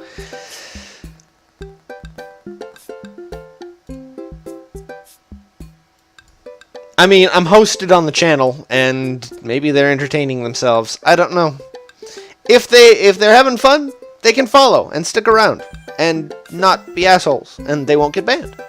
That's just the way of it. A wall of water rains down on us. I realize I had my eyes squeezed shut and open them to find Brian still holding my hand. He smiles at me. It wasn't so bad. Told you we would make it. Brian and I walk off the ride and approach Daisy and Amanda. I hand the baggie to Amanda. Whoa! Brian! Hey. Hey. Huh. No, the fish. I don't know about that. Aw. Ah. I mean, hey. Thanks for saving the fish. Yeah. Don't thank me, that was all your dad. Aw, shucks. It's a team effort. Alright. Yeah, you all used your special skills to get him back. Brian got the pole, Daisy... Brian got the pole.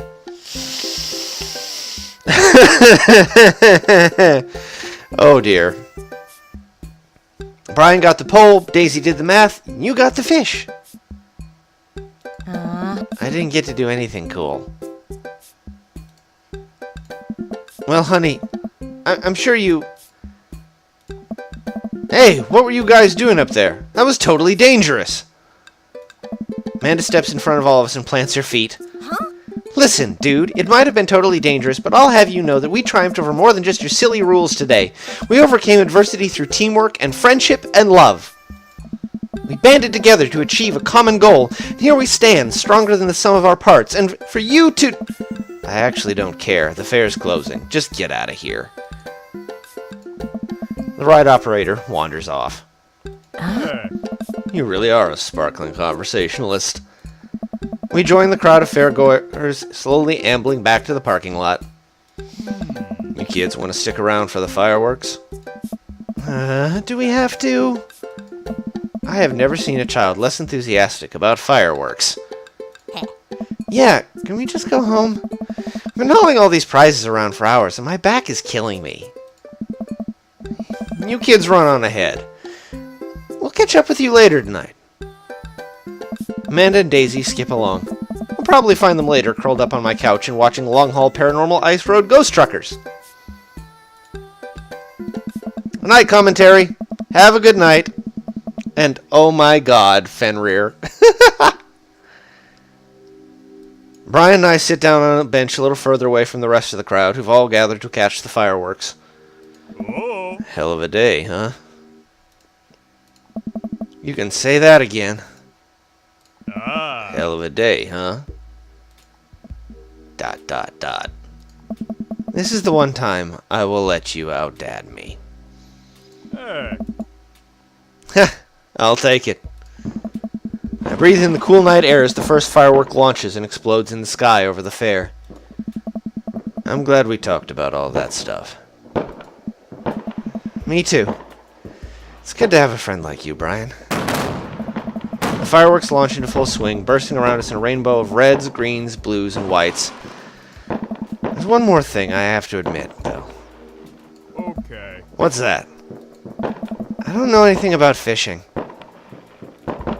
Brian bursts out laughing. Oh, buddy. I know. What? You knew the whole time?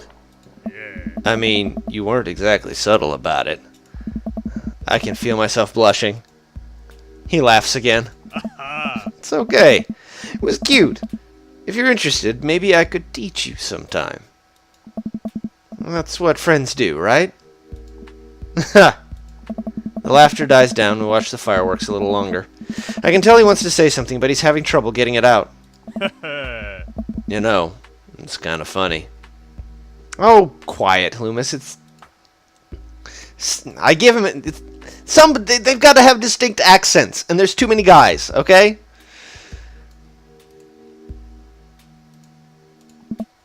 What is? We're not fighting anymore, but I still feel like we've left some stuff unresolved. Oh, lawn mowing is still happening. We're cool now, but don't think I forgot about that. Brian laughs. No, it's not that. Don't you feel like there's maybe something else there? Or is it just me? Looking at Brian, his smile illuminated by the crackling embers falling through the night sky, I suddenly understand what he's talking about. Oh! This whole time, with emotions running so high, I realized what I've really been feeling. What I thought was jealousy was actually... It's not just you. Brian inches towards me. Hey. You know, it's hard paying attention to the fireworks when you're right here. He and I lean in and our lips touch. He places one hand on my shoulder, then another at the base of my neck, gently pulling me closer to him in a warm embrace. I feel... safe. Brian pulls away from me for a moment and smiles. I guess we now get to compete over who's better at kissing? Brian stifles a laugh and pulls me in for another. I'll accept that challenge. Whew! Oh my.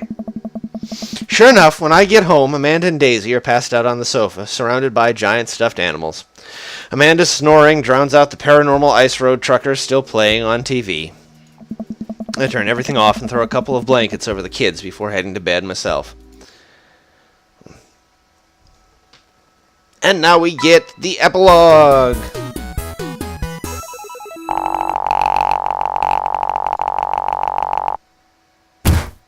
So bad yourself. Not the best ending, but we'll work on it. Number 1 dad, angry about weather, Hawaiian shirt, lawn care, friendship, word jumble.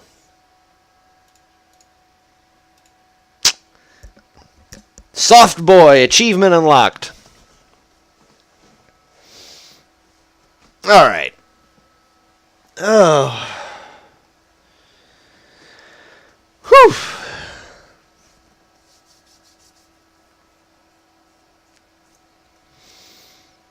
Epilogue.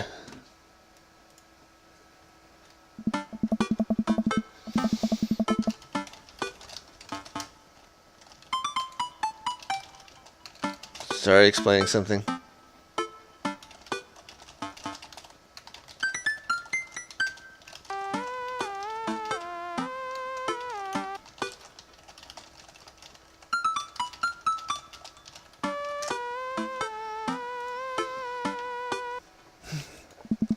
And that is Dream Daddy, basically. We're going to wrap up the epilogue.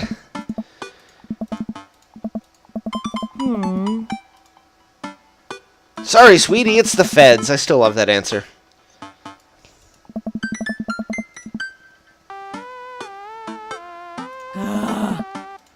Skipping through, skipping through.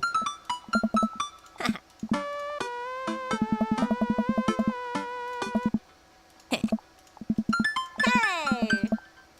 We get her a DVD box set of all 19 seasons of Long Haul Paranormal Ice Road Ghost Truckers. Ah.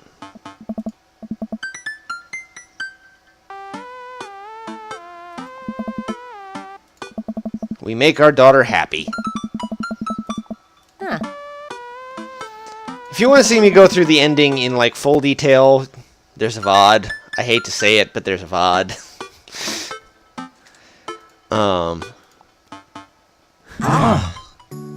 Aw. Damien's not in comfortable dress, but let's see what's going on.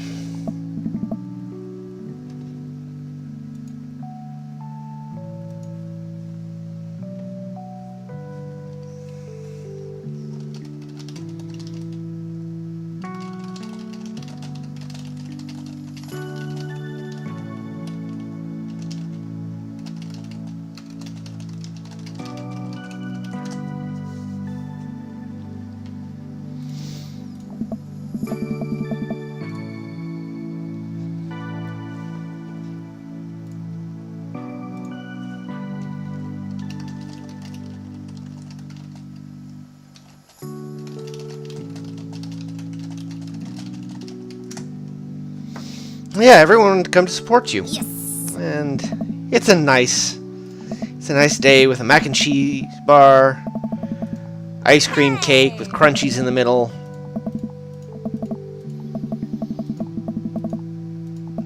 Make the rounds, mac and cheese. We'll see what's different.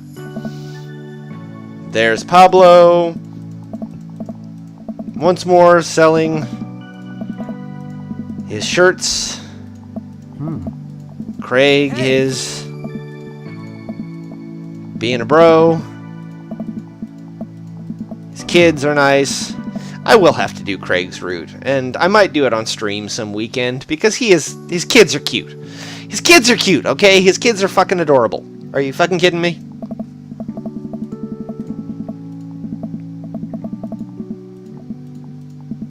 Bro.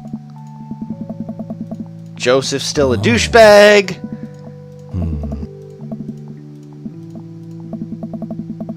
Hey. Hugo doing his Hugo-y thing without a dog because we didn't get a dog for him this time around. Ah. Oh. Robert, who has very little to say. Matt, who's got banana bread and oregano.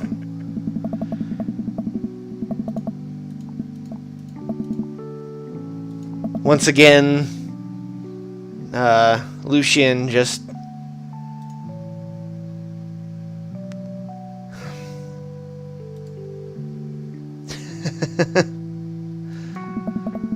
Daisy and Amanda in the corner of the party and walk up to them. This is new content.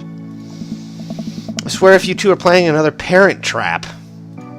Relax, Dad. We already won the game. We're just having a friendly chat. Tell me more about college. Slow down, kiddo. You're not even in middle school yet. But I want to go to class in my PJs now. I mean, nothing's stopping you. But Daisy, I hear you. I know you're stoked on college and skipping grades and taking over the world with science, but you gotta enjoy being a kid first. Growing up is weird and scary, and eventually you'll be able to rent a car, but you gotta get through middle school in one piece first. You know how you wish you were going to college? I wish I was in 5th grade. I want recess and snack time back. Cherish it while it lasts, girl. You got a big future ahead of you, and I don't want you growing up too fast on us, alright? Alright. Thanks, Amanda. I ease away slowly. Amanda seems like she has a handle on the situation. As the party starts to wind down, I take a seat on our back porch step. The sun is setting, and everyone seems to have eaten their fill. Amanda wanders over and sits down next to me. And this is the part where Amanda is doing something very sweet. Dad, you've been there for me through everything. There's been times in my life when you were my only friend. I was really scared of going to college and being so far away from you, but I realized that everything you've done for me has been to prepare me for this. And I'm ready. I wouldn't be who I am today without you. Don't cry, I swear to God, Padfoot, if you cry again. You're the best, Dad. I love you. And I'm crying. This game is so fucking sweet. Like...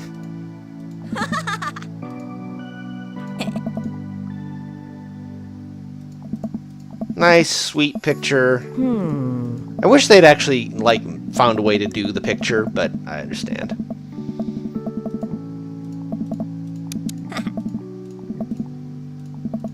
Oh. Glance over to the back of the yard, where Brian is sitting on a bench beneath our cherry blossom tree. He smiles at me.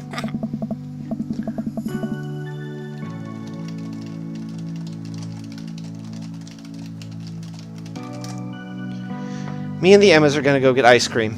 Pew! Love you, Pops. Amanda runs off to join her friends. I take a seat next to Brian as the last guests make their way out of the party. Oh. Nice job. I couldn't have thrown a better party myself. I smile. So are we doing like opposite competition now? Hey. Yeah, we're just gonna compliment each other. Relentlessly. I bet you could do more push-ups than me. Hey. I bet you're better with computers than I am. I bet you could trim a tree faster than I could. I bet you could de-ice a sidewalk more thoroughly than me. I like this a lot better.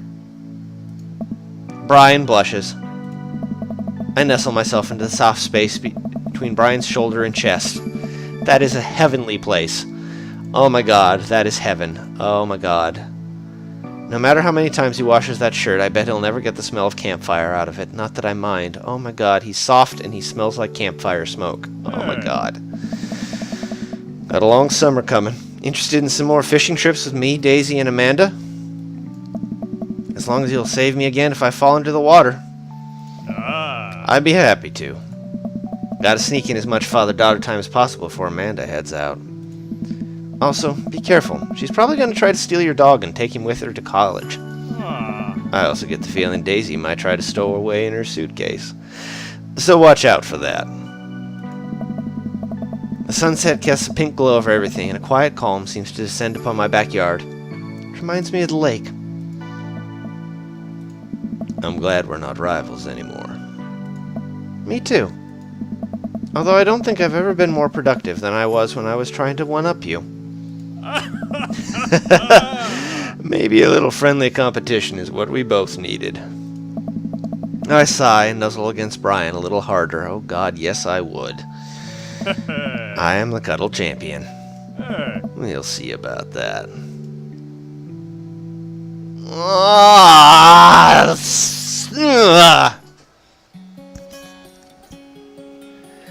Oh, so cute. There's some things I want to redo. I want to see what some of the different answers are.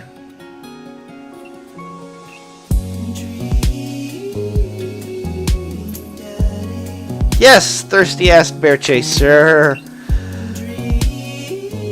What?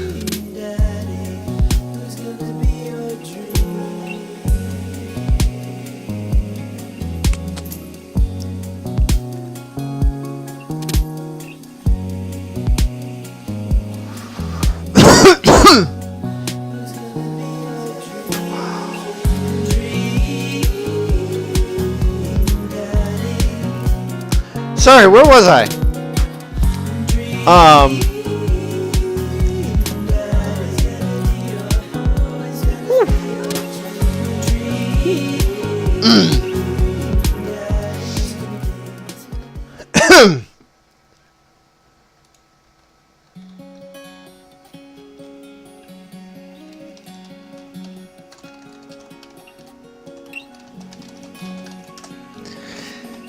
Damien! Damien, you just missed it! You just missed the Brian ending. Oh god, it was so sweet. Oh. Here, we'll show you the picture though. That's the picture you get. You're welcome. By the way. Yeah. Alright. So.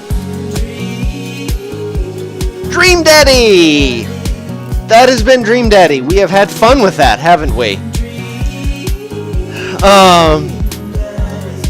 Might do Craig's on another stream some spare weekend, if I ever have a spare weekend ever again in my life. And yeah, so hopefully that's been fun. Cool. Yeah, that was really sweet. This game has been very sweet. The mild invasion notwithstanding. Sheesh.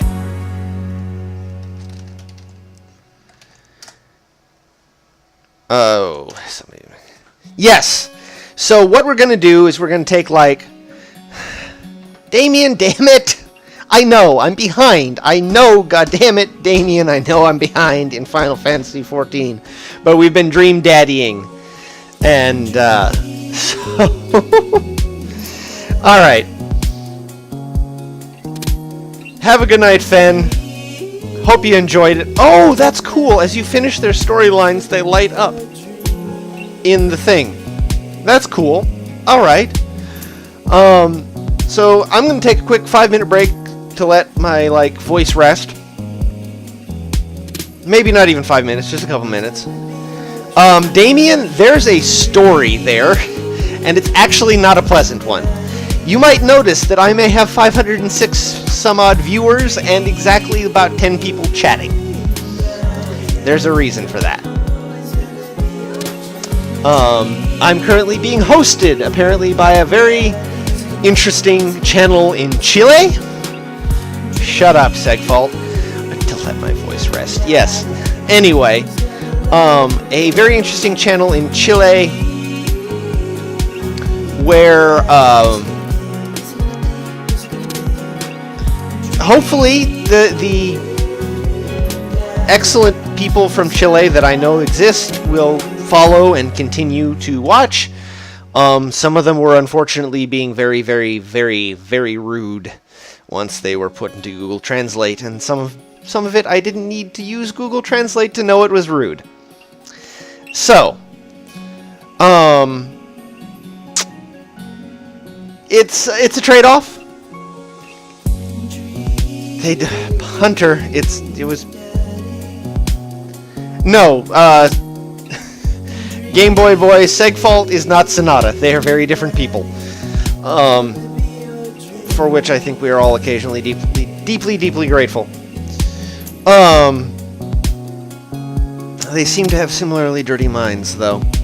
Alright, so let's pop out of that. Quit there. Go to OBS. Switch to something a little less black screen.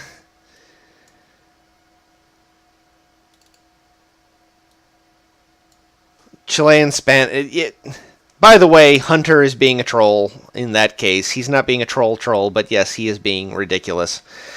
We'll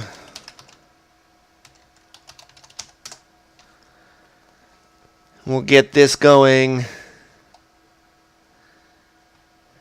No, it's okay, Game Boy. You just need to realize he's not serious. He's totally not serious. Hunter's a bit of a mischievous pup, that's all.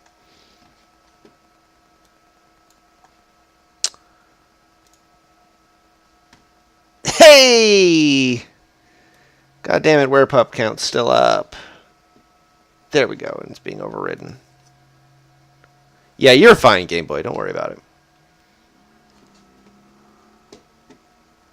So,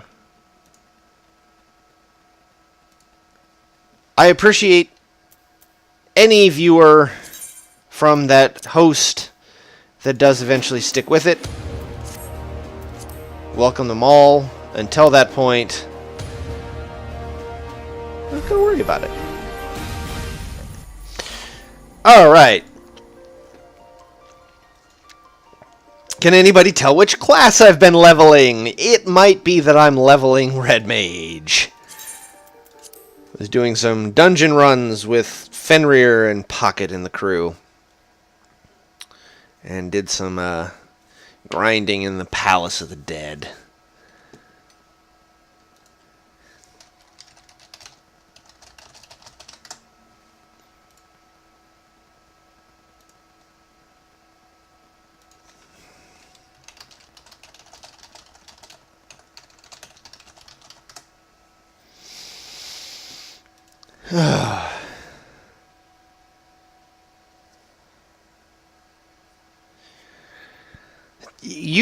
Seg, you and Werepup work that out on your own. Why don't you?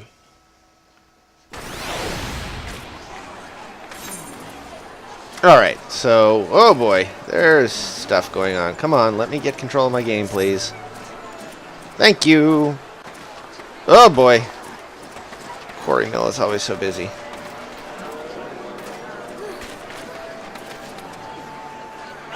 And actually, let me change the details in the Twitch.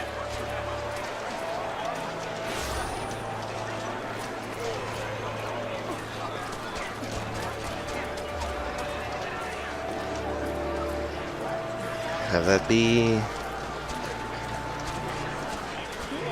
updated. Cool, so we know what we're doing. The starter Red Mage gear is awful. Like, it's none of the good stuff about Red Mage gear, unfortunately. Unfortunately. Okay, so here we go. We're going back to Algiri.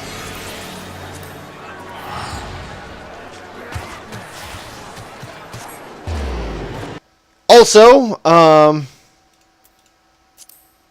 yeah, it's starter gear. If it was too good, they wouldn't like give it to starter gear. And I'm not worried about it. Actually, and stat-wise, it's really good. Otherwise, I would have replaced it with stuff from Dungeons by now. But let's see here. What the fuck am I doing? I have been playing way too much Dream Daddy, where I don't actually have to worry about shit. Dark Knight. Okay, there we go. Dark side on.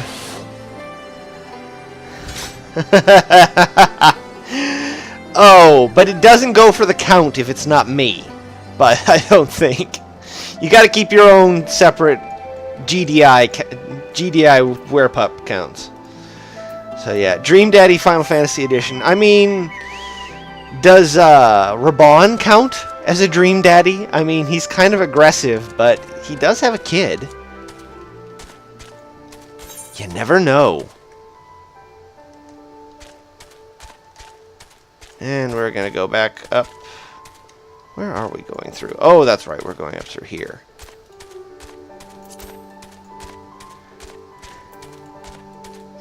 That one awkward date. But Americ's not really... I don't know if I'd qualify him as a Dream Daddy. I mean, at least you know that all the folks in the Dream Daddy game qualify because they are fathers, and that does count for Raban because he does have a kid. It's just that his kid isn't the same species as he is.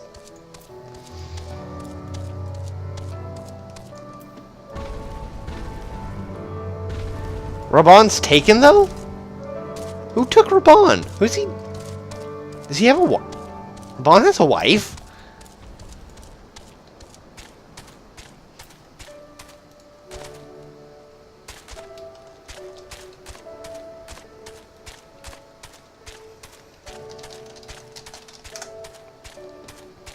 Oh, yeah, you probably could translate the Sultana. No, I've always read what his thing with the Sultana was just undying loyalty. Like, it wasn't romantic or anything like that. He just really believes in her and wants her to survive. That always struck me as more of a knight to liege relationship. I don't see anything romantic in that, but maybe it's my own, I mean, to some degree, Travis, all Lalafels look like toddlers. That's the problem with Lalafels.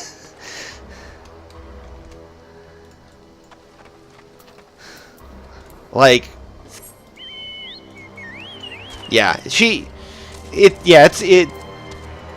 I've forgotten that, Damien. It's more of a life bond kind of thing, like life debt. It's like Chewie and Han, except she's a sultan and like 3 feet high. Oh, god damn it! How do I get through here? Oh, that's right. I go this way.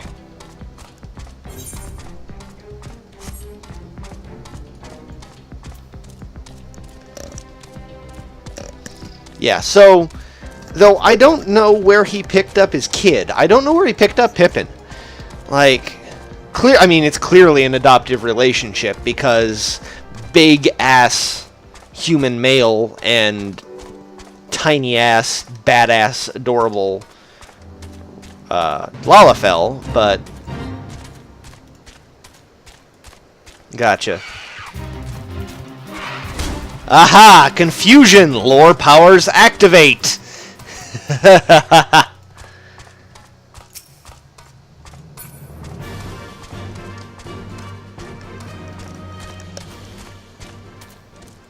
Alright, where are we? We are delivering the sack of food stuff. I went ahead and did most of this.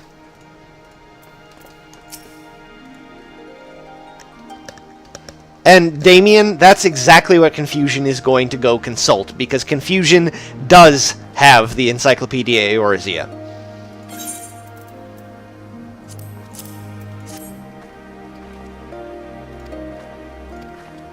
Okay.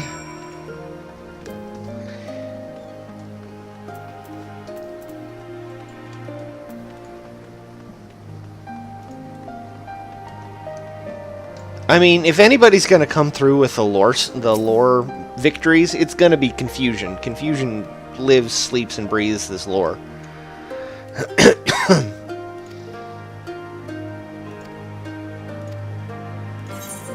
Huh. Another Aether Current. Yay! How many of those do I have?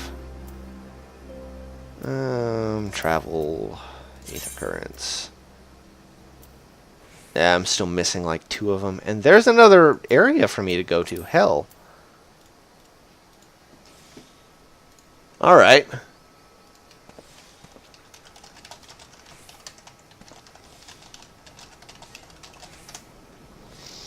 Ba, ba, ba, ba, ba.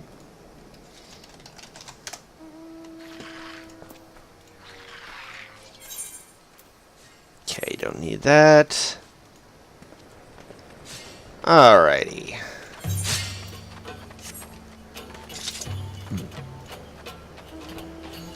So, where we left off. Who remembers where we were when we left off like 2 weeks ago? Anybody? Somebody? While we wait. Pippin Tarpin was born to a drunkard of a father who traded him to some man of the Colosseum for a refill of his tankard. Oh my god!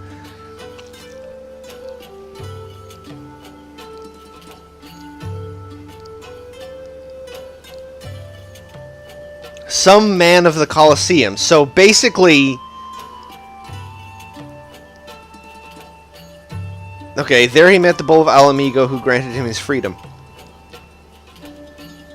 So, yeah, that's... no wonder. Okay.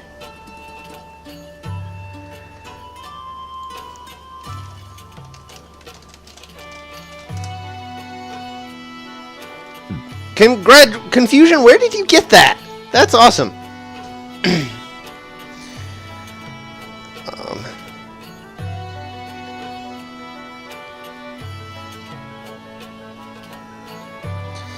But when we left off, yeah, that was way darker than one expected. But then again, it is They tend to go really dark with like the Lalafels because they look so cute. And so you'll have drunk Lalafels, or lecherous Lalafels, or Lalafels. Why are you pea yellow today? What?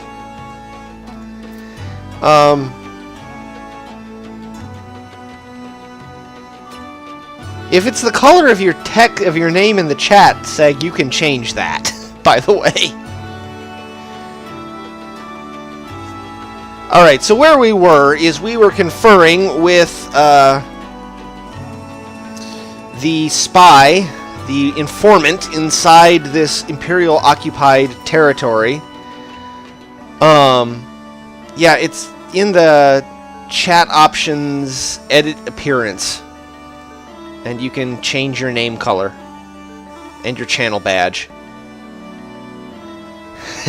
Aw, Seg. We were conferring with our informant to see about disguises so we could sneak into a Castrum Abania so that we could make sure that the cannon stays broken. The cannon that Istinian so delightfully destroyed for us.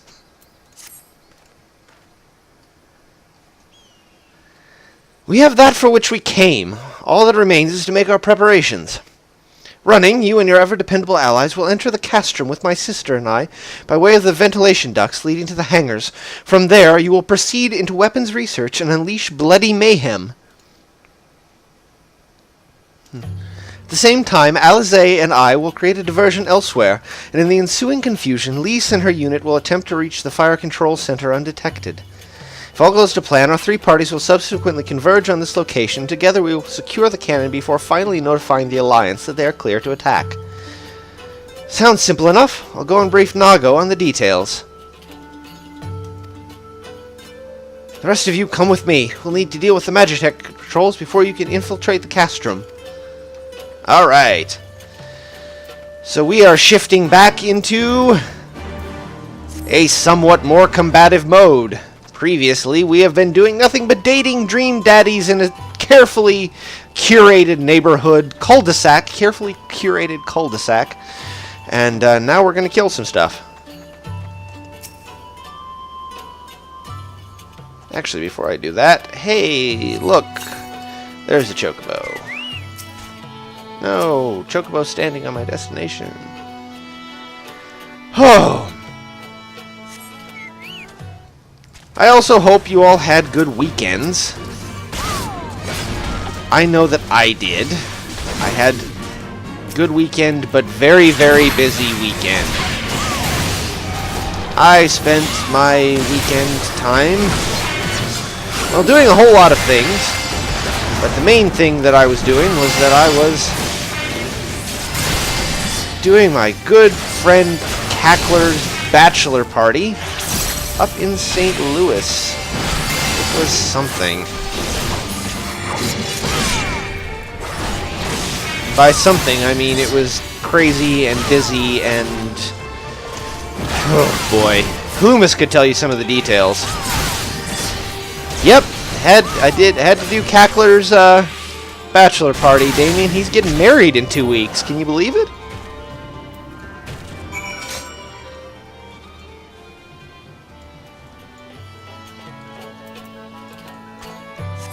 Yeah, he's living in Springfield now with his fiancée, who is a hey, there's Kilal, there's Werepup. We'll wave to Werepup. Yay. Oh god, no, he is absolutely just as ridiculous. You should have seen him on Saturday night, drunk off his ever-loving ass. And dancing in his seat to the music at a Middle Eastern bar that we were at. It was absolutely frackin' ridiculous, and I love him for it. One of Cackler's best qualities is the fact that he has almost no sense of personal dignity if he doesn't want to have it. Yeah, though I would argue Hinkle, no worries. You missed probably the, oh boy. No confusion, we were not in the loop. We were all over the goddamn city, to be quite honest. We were over in Chesterfield for part of it, and over in Westport or Maryland Heights for some of it. And then we ended up going to the zoo for some of it, and oh god. No, we weren't in the loop. In fact, we never actually, we should have hit the loop. That would have been nice. Well,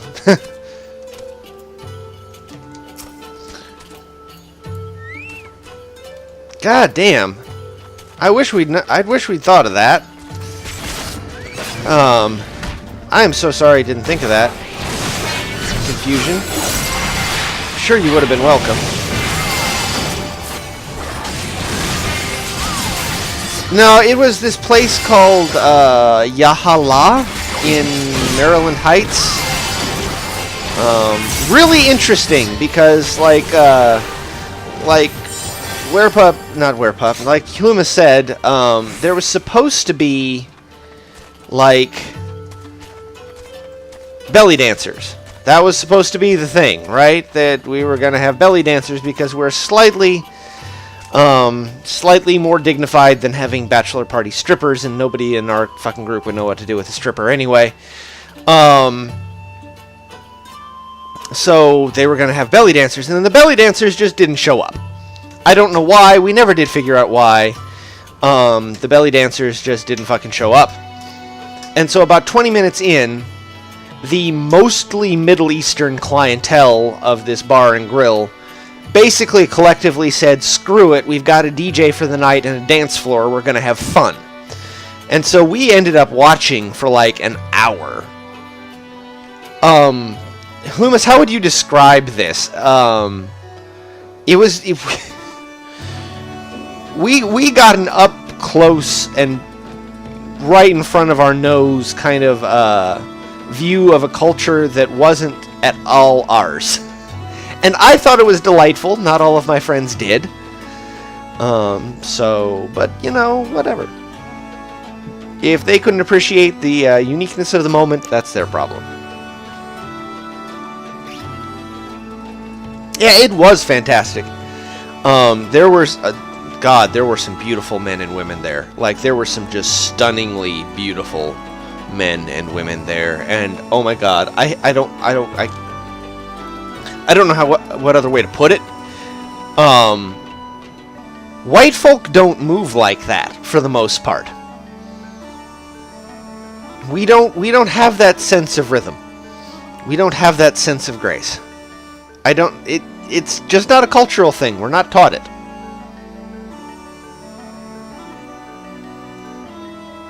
What, Travis, what about white gays? Alright, we are going to lie in wait for Imperial soldiers. Yeah, but it was, but the thing is that Hinkle, if you would have seen some of these guys, you would know why I would have that look on my face.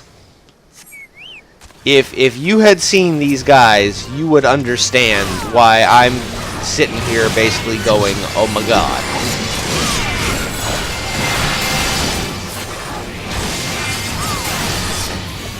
Yeah, because we didn't want to get in trouble. Like,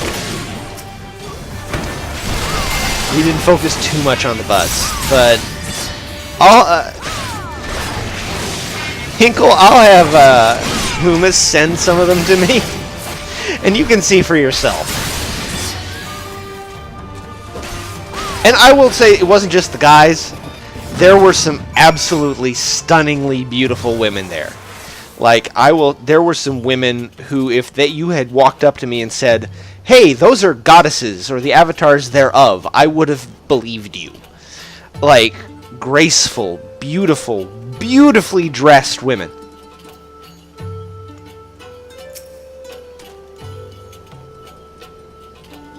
Oh yeah, there was one lady she was in a black dress with this intricate gold embroidery, and she might as well have been the queen of the room, and she knew it, everybody knew it, which might have been where the blind spot of some of my friends came from. By Ralgar, I knew you lot were good, but I never expected you to defeat them so swiftly. Running is the finest warrior I know, and I would like to think that we have learned something from her time in her company. Now, where is the entrance to the ducks? Right behind you. I've mapped the branches, so you should have no trouble reaching the hangars or any number of places. Understood. Thank you again for your invaluable assistance. As discussed, running, we shall divide into 2 groups and proceed via separate routes to the castrum. Remember that our objective is to cause as much chaos as possible to draw the Imperials away from Lysan. I mean, Loomis, is that a good description, like, of I mean, I'm not doing her dress justice, by the way. It was nice. It probably cost as much as our room for the night. That dress did. If not more.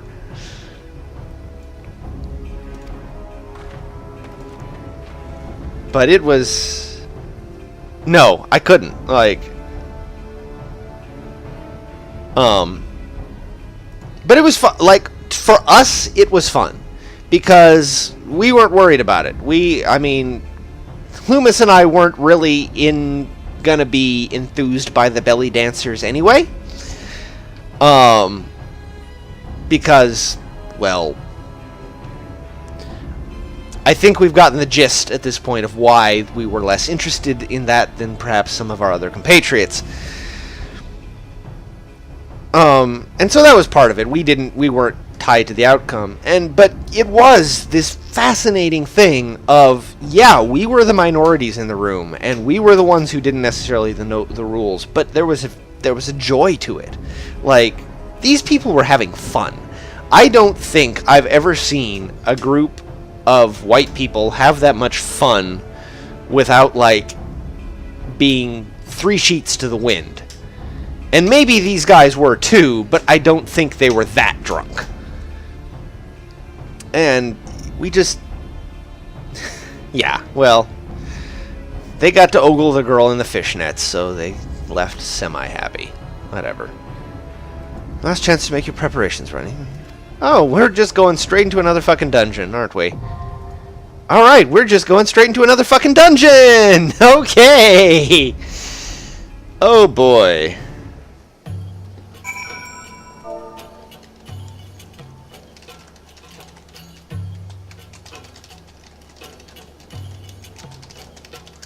See if anybody in the Free Company... No, and admittedly... Cackler was white girl wasted towards the end of the night. He was absolutely white girl wasted towards the end of the night. He was considering getting up and dancing with the Middle Eastern guys. That's how fucking drunk he was. Yeah, for the most part, Seg, hey, confusion, absolutely. I will, okay, Werepup's going to bed, not a problem. We're going to do Party Finder. Recruit members. Cross Data Center, form a private party.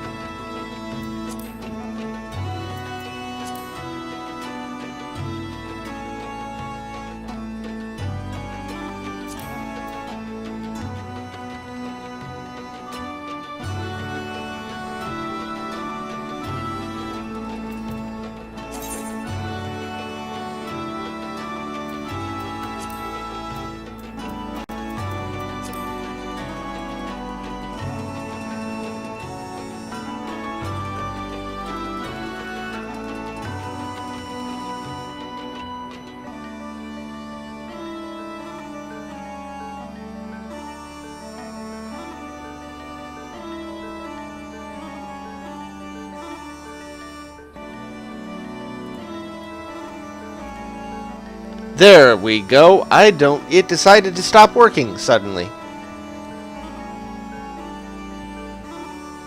No, it was not working. It was legitimately not working. So, thank you for telling me that. There we go, Red Ivy. And, well, confusion / Red Ivy / whatever.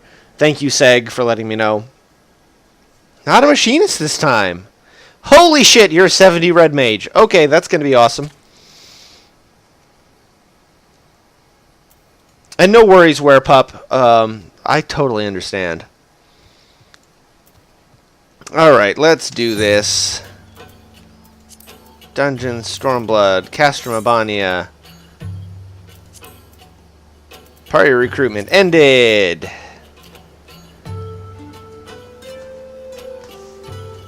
Just be careful with that aggro, Confusion. I know how hard red mages can burst. And there we go. There we go. Alright, here we go.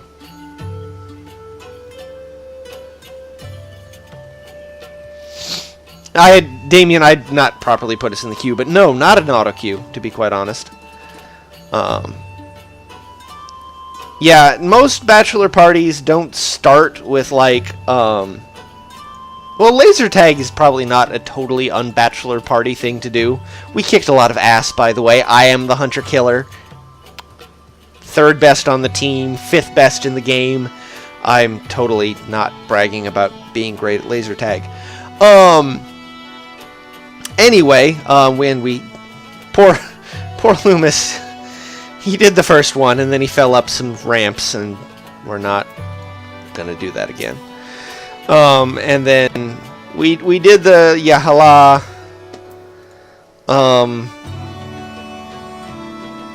And yeah, we went to the zoo. We walked all over that zoo. We walked that zoo 3 times, mostly because we kept getting fucking lost. Right? Okay, we kept getting fucking lost.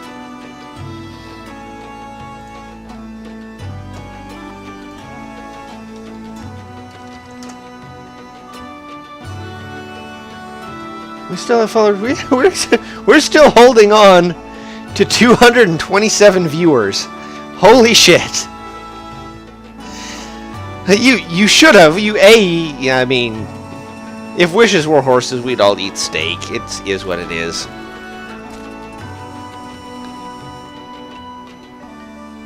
But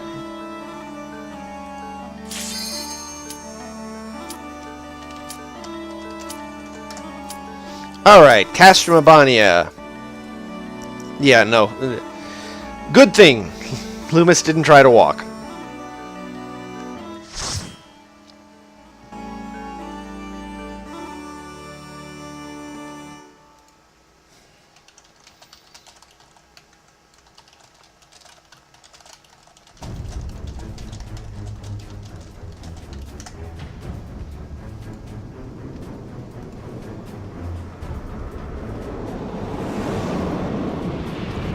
Game Boy, anybody who follows and sticks around and is civil is more than welcome to of all those followers. If they're not and they don't, well, that's just going to be their problem. Sorry about that. Oh my god, Red Ivy, you look fucking amazing. Holy shit. Look at you. You are a badass motherfucker. God damn.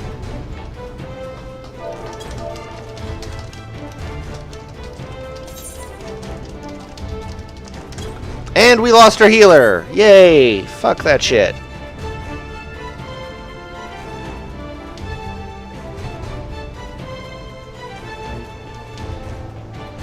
Can't do this without a healer. Shit.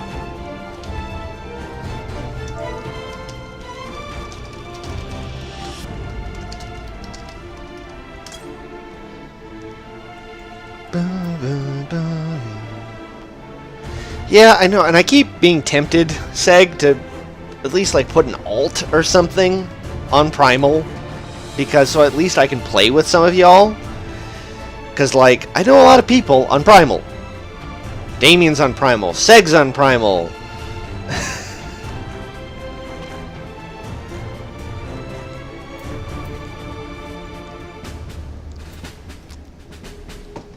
Ugh.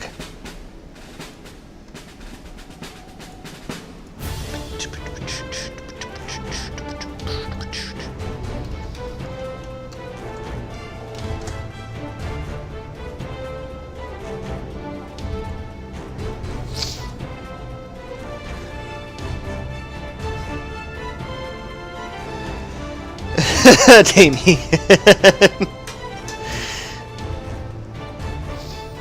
Oh. Can we abandon and retry?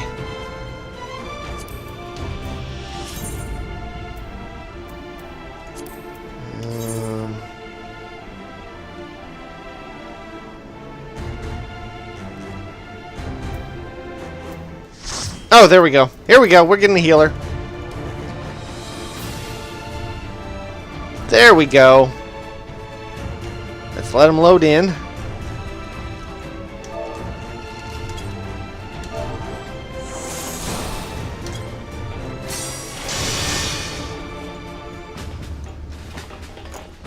Alright, let's see if I can remember how to do this. Yay, I turned grit on. I probably should do that.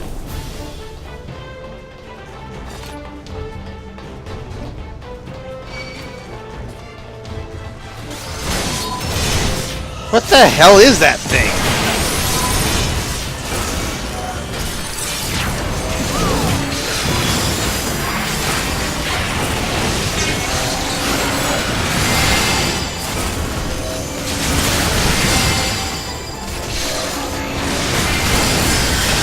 Keep a hold of these fuckers. Whoa!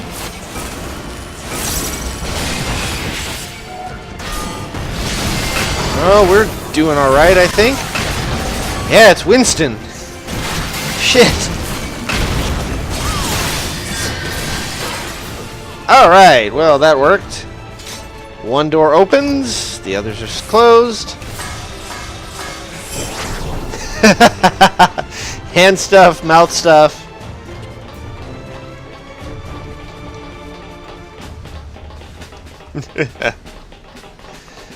Oh god, alright. Oh shit, these are all like holding cells for these things, aren't they?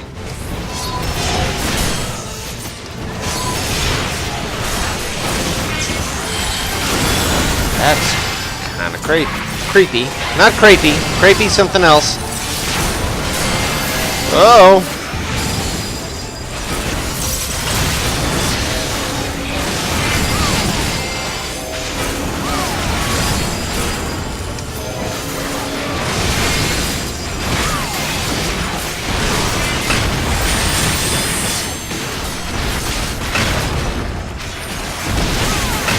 Creepy is something very, very different. Man, that healer's pulling aggro like a mofo. Oh, shit.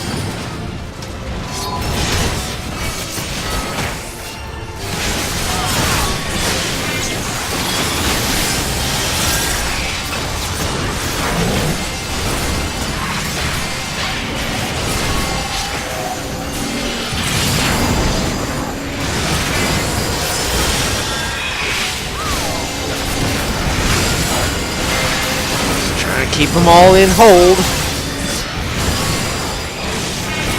Damn it, I lost the Avenger.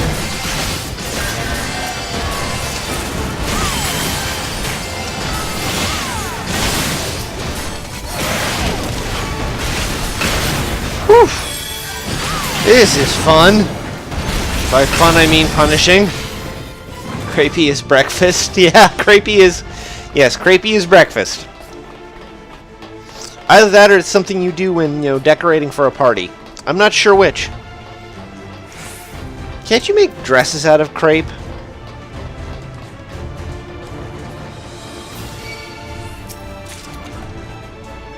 Yeah, you don't like me. Oh, shoot. Where are they coming from?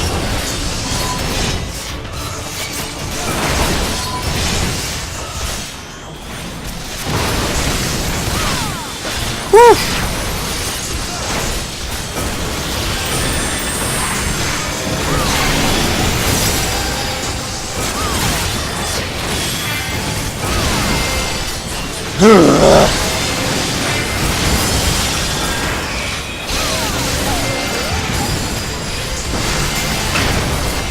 God love blind runs. Why do I do this again? Oh, because it makes you all happy. Alright, we're getting through this. Getting through this just fine. First boss. Oh my. Well, he looks awful. Ay.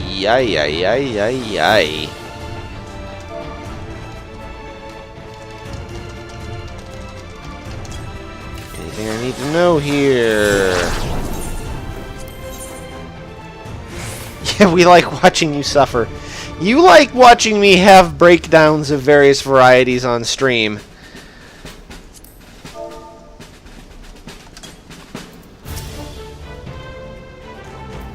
Yeah, that is from Final Fantasy VI, isn't it?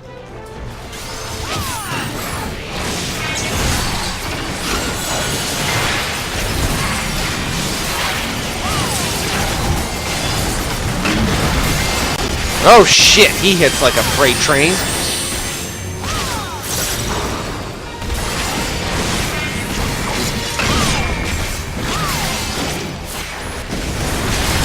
Yeesh. Got aggro under control. Whoa.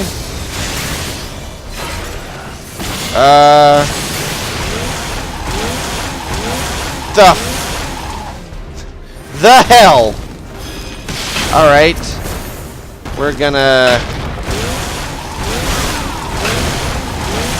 God damn, what the fuck is going on here?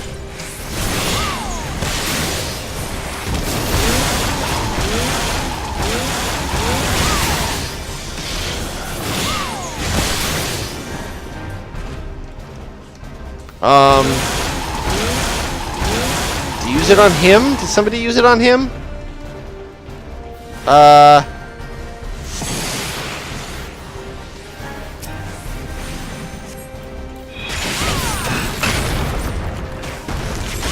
Whew.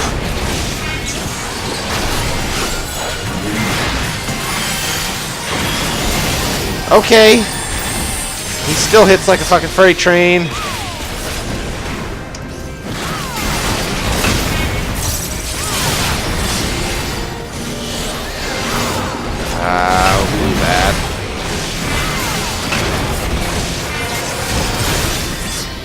We'll just batter him down.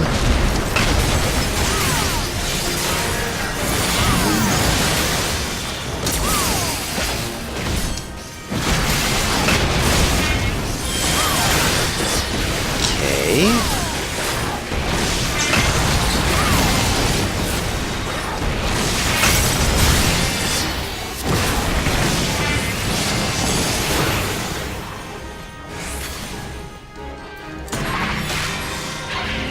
No, that's not what I wanted.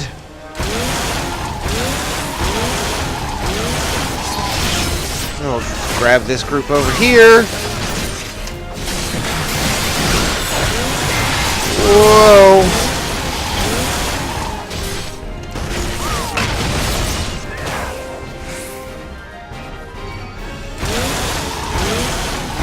Wait for him to do his thing, which is kind of impressive.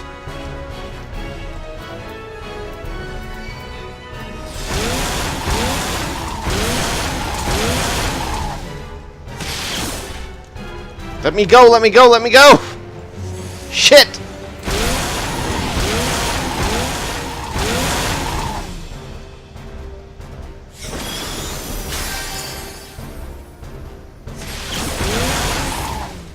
There we go, let me go, let me out, let me out, let me out! No! No! No! The fuck?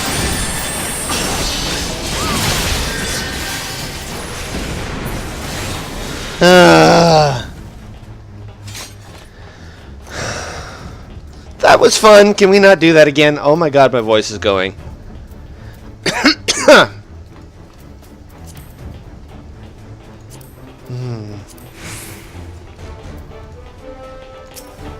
Press escape to get off of it. Oh, if only that worked for everything.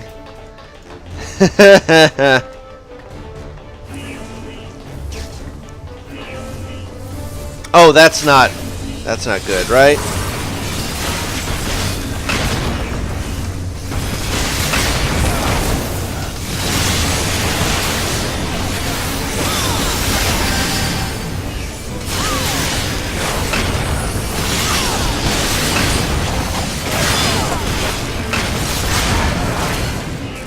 Okay, we don't have tons of them.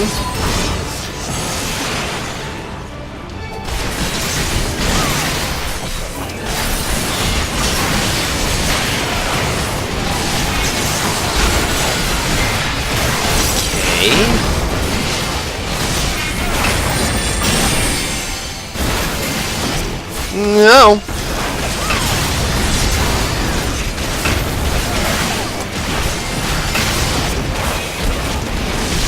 What are you posting in my chat, Loomis? How are you corrupting my viewers?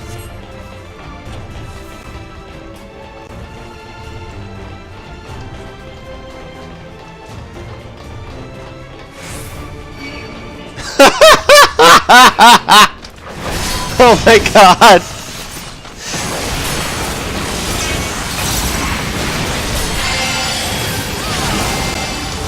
Oh my god. Such a dork.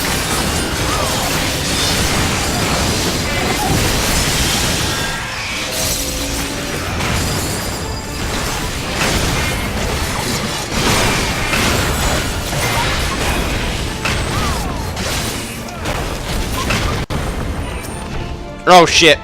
Watch out!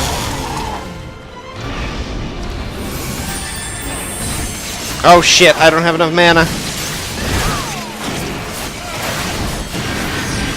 I'm sorry, I can't.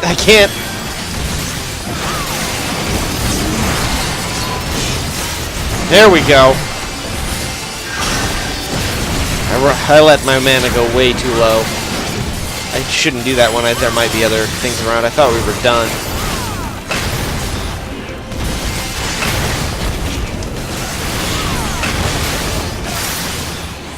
Sheesh. Okay, let me close that out so that I'm not distracted by somebody pushing a button over and over and over and over. Hey, more loot. Yes. I think I need that. Yes, I do. I need that. Oh no, that's not. That's it. Okay. All right. Good night, Hinkle. We'll see you tomorrow.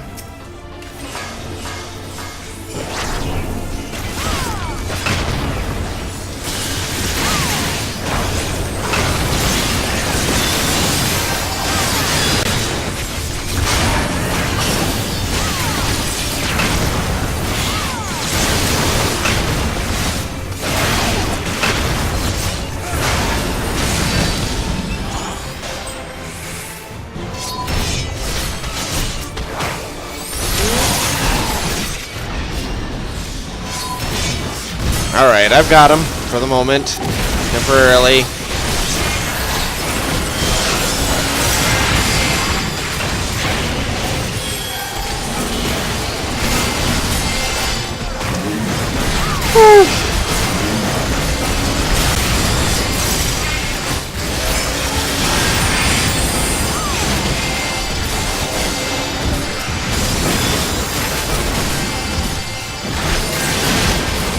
Good grief.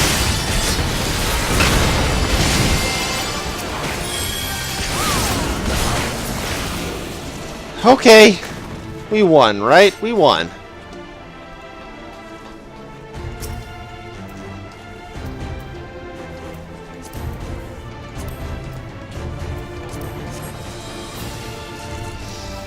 And new gauntlets. Yay!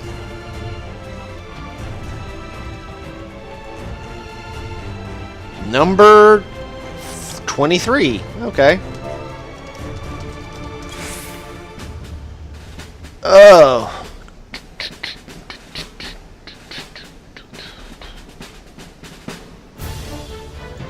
Alright. We're gonna assume.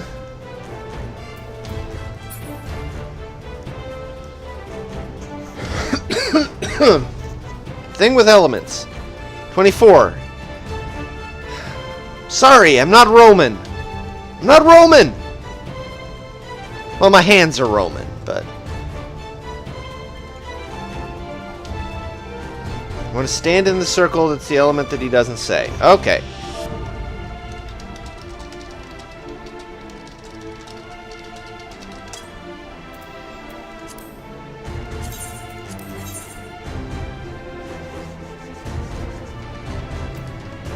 Alright. Stand in the circle with the element he doesn't say. Okay.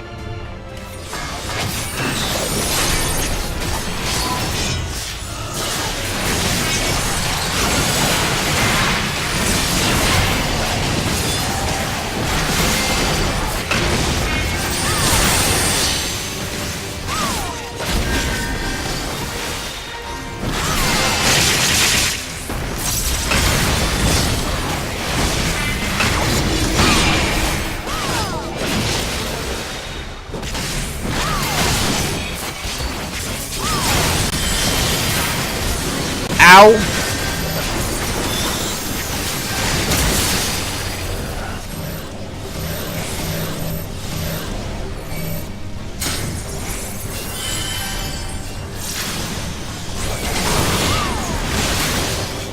Yeah.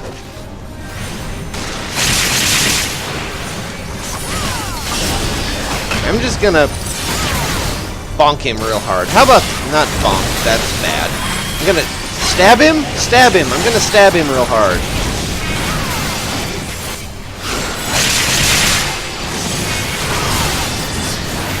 Can we do that? At least?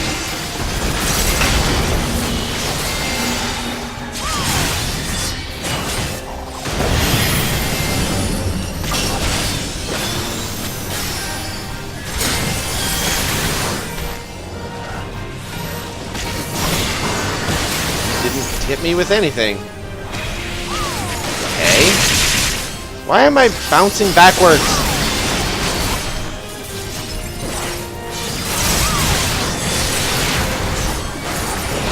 I don't know what's going on.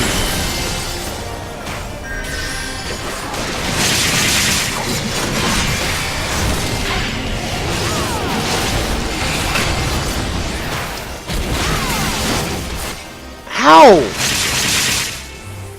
Why is he countering me?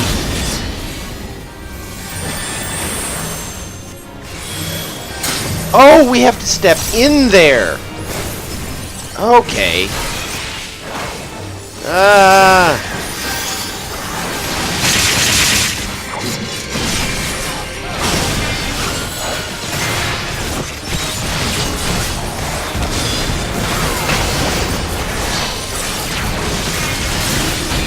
I didn't understand that boss at all. I don't know. I didn't lose aggro, right? That's all that matters.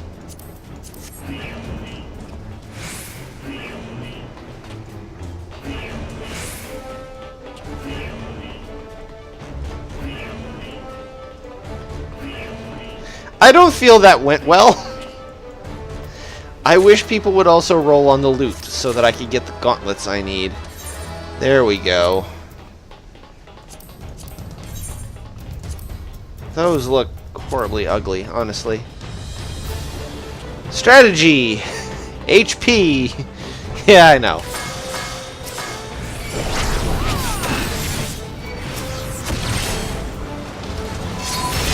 There, I got a free unleash for once in my fucking life.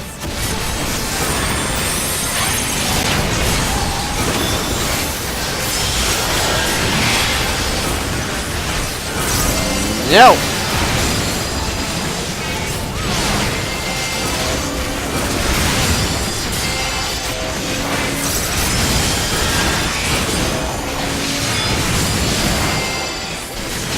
I'm doing this wrong, I think. See you, Game Boy. Hope to see you next time. Have good luck with the homework.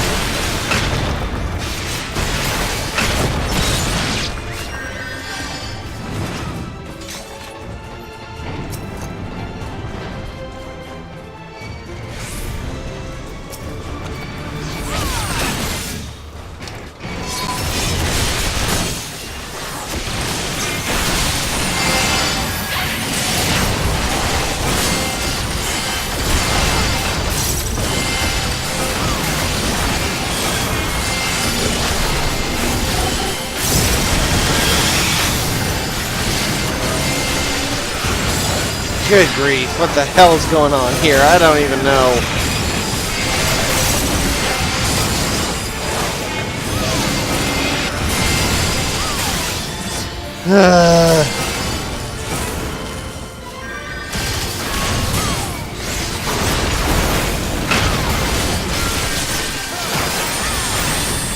A lot of too much. That's what's going on here. A lot of too much.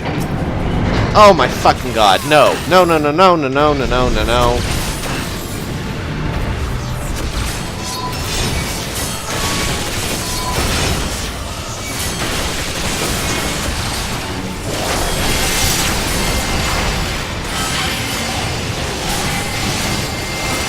No.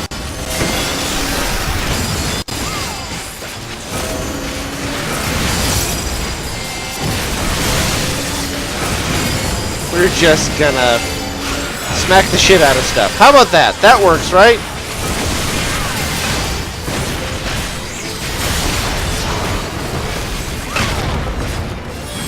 Okay, that's working.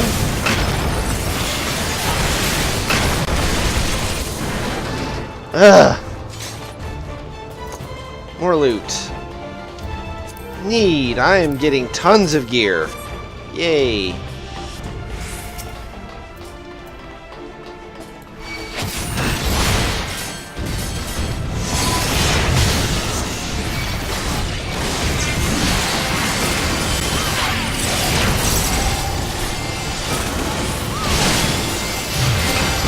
Good God, I hate these fucking things.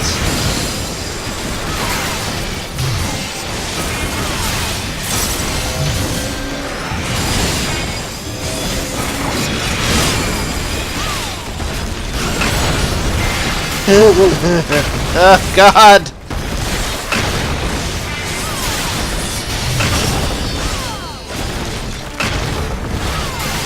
Stop it.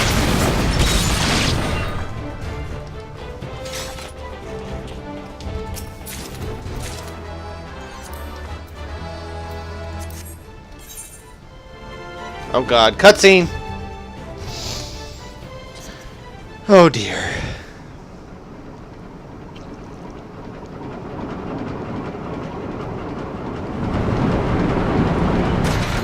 Bring it! Come on! Oh, you're ugly.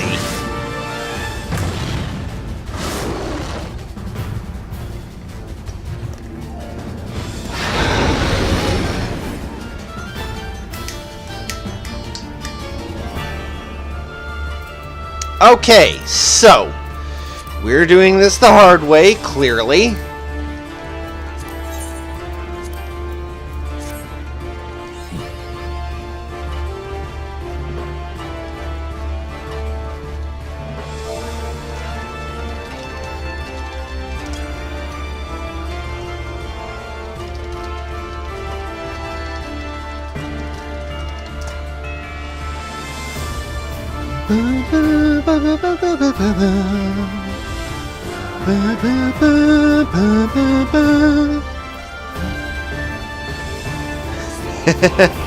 Don't worry, Seg, I'm asking Red. Alright, nothing complicated.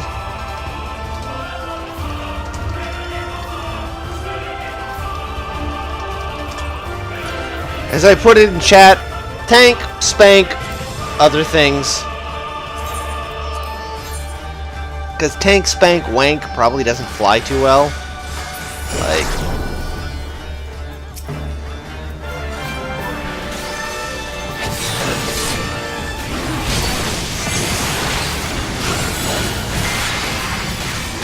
Alright, here we go.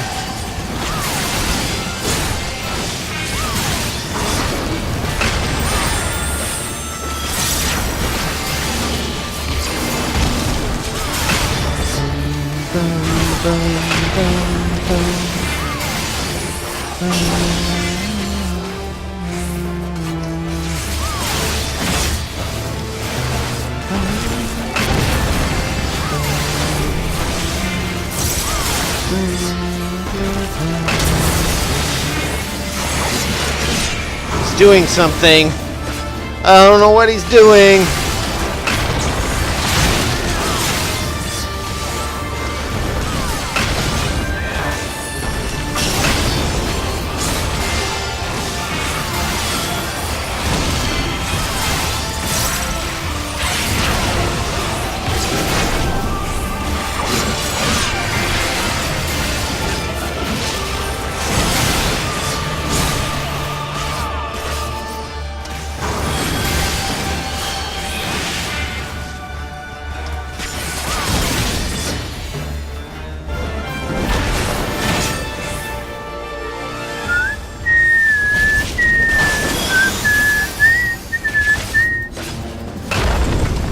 Sorry, yes, I know there are people here who don't like whistling.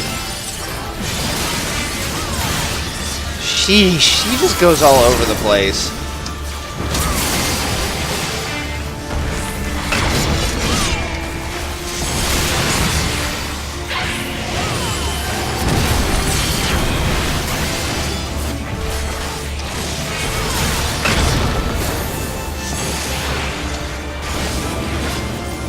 What the fuck?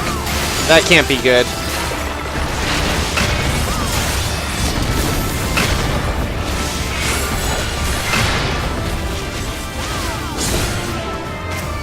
Oh, shit. Are we supposed to do this? What are we supposed to do here?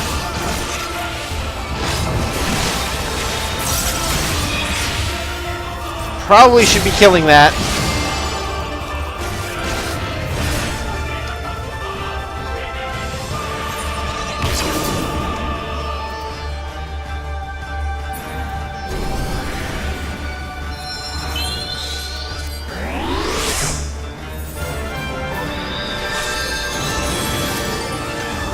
Give me back my control.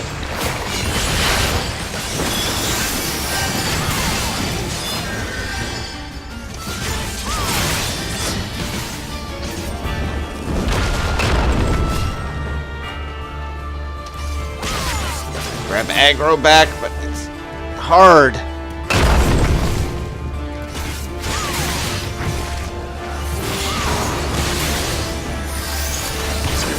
Provoke. Hit him with everything I got. Ow!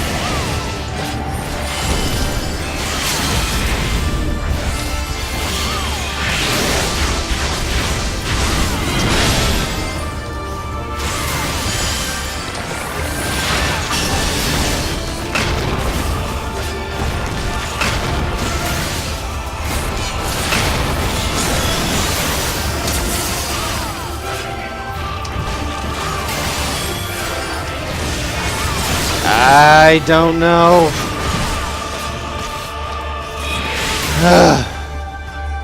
There was stuff there that I should have been doing that I have no frickin' clue. But we didn't die.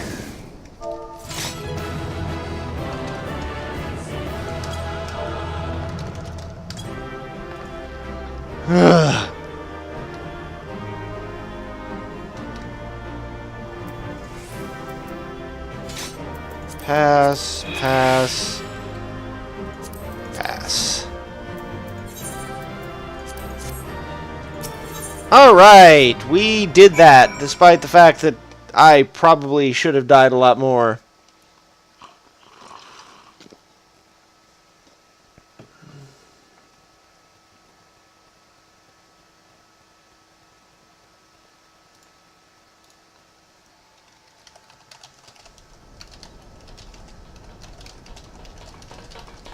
Are you alright? Make sure our volume's going. Good, yes, good. Alright. Well, that's dead. Ah, I think that answers my question. We've accomplished our objectives as well. What's the real question, Confusion?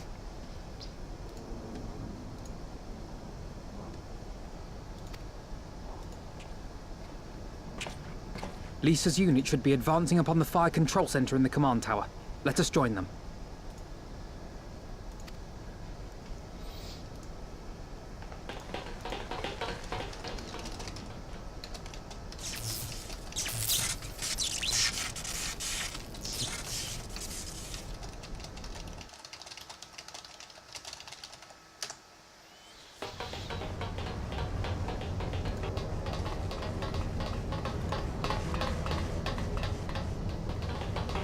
I don't know why diversion Over 12, has a you're 2-minute right. cooldown.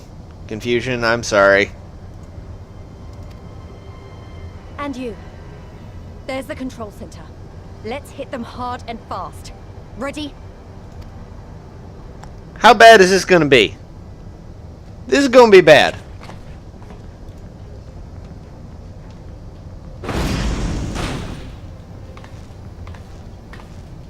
They're here! No shit!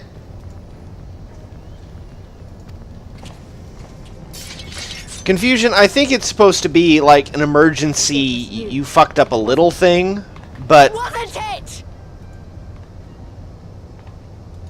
Oh boy. Aye. I gave the order to fire. It was over! The Skulls had surrendered. No one else had to die. And you killed them. Your own people. Your own comrades. You're right. I killed them. Ansfrid, Rudolph, Emlyn, all the rest. Trained and fought with every last one of them. Good soldiers to a man. I gave the order that led to their deaths. And I knew exactly what I was doing. But why? Why would you do that? They died so that all Alamegans could live free. That was all we ever wanted. Oh. We made a promise that we would do whatever it took, so that one day the Imperials would learn to accept us. But everything comes at a price. And if you haven't got the means to pay, then you pay with blood. Service guarantees citizenship, but citizenship guarantees naught. It's not enough to do your part, oh no. You have to run faster, fight harder, kill more and more and more, and only then will you be equal. It's really interesting because what she's basically speaking to is it's the plight of the oppressed person, right? It's the, you can fight or you can fight to be accepted. And neither option is necessarily always good. Good night, Loomis. Have a good night. I'm glad you came and watched and helped me moderate things. But yeah, it's totally, I mean, I've heard like African American folks talk about it in America of you've got to be twice as good and twice as smart to just claw even. It's a shitty position.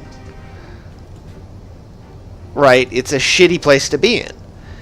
And for all that she's the enemy, and for all that it's a terrible choice that she's made, she's betrayed her own people, you understand why she makes the choices she makes. It's just a crappy situation to be in. And I hate the fact that they make me sympathize with her. I want to just see her as the traitorous enemy. Kill her! Fuck it. She's a problem. But she's not. She's Alamegan. She's fighting for her version of Alamega. It's just that her version of Alamega kind of sucks.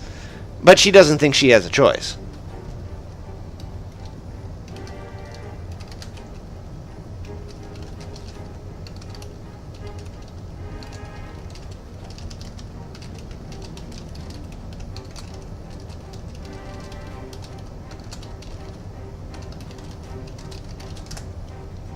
So, yeah, anyway, sorry, I had to answer a message. Yeah, it's a really subtle, really good portrayal of one of the different paths you can take being an occupied people. Wonderful. Great. That's just how it is out here in the provinces. You buy your freedom with blood. There is no other way. Shut up! Shut your mouth! You don't get to talk about freedom. You killed your own. They trusted you, and you killed them. Murderer! Butcher! Traitor! And Lise has gone off the deep end. Okay, wonderful. Holy shit!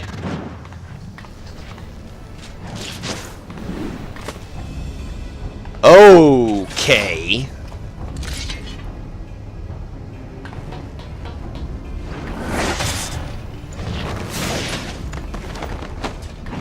Ho ho ho!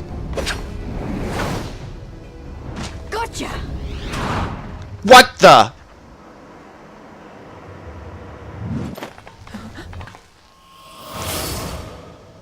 No, no, no, no, no, no, no, no, no, no, no. I know what you can do. I've already seen it. You hurt my little girl, I'm gonna rip you to pieces.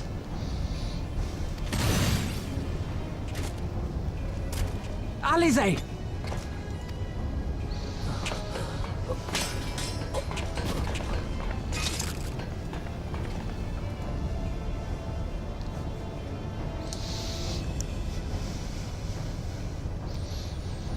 Even so, the odds are against me. Oh, you have no idea. God damn it, smoke bombs. You're not a fucking ninja. We're not in goddamn Doma. Coward! Get back here!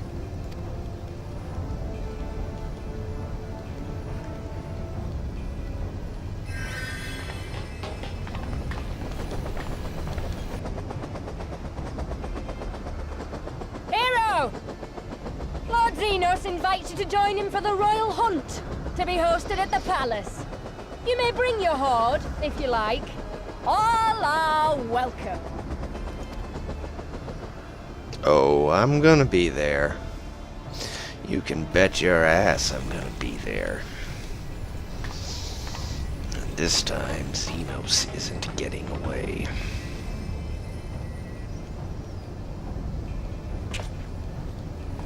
She'll be all right, but we'll need to carry her. Will you help me?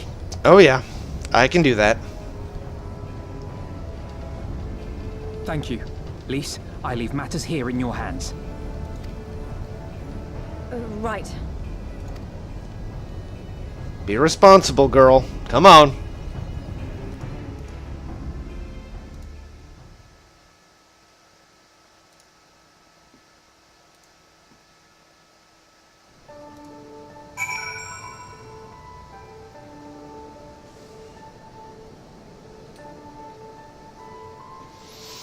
All right.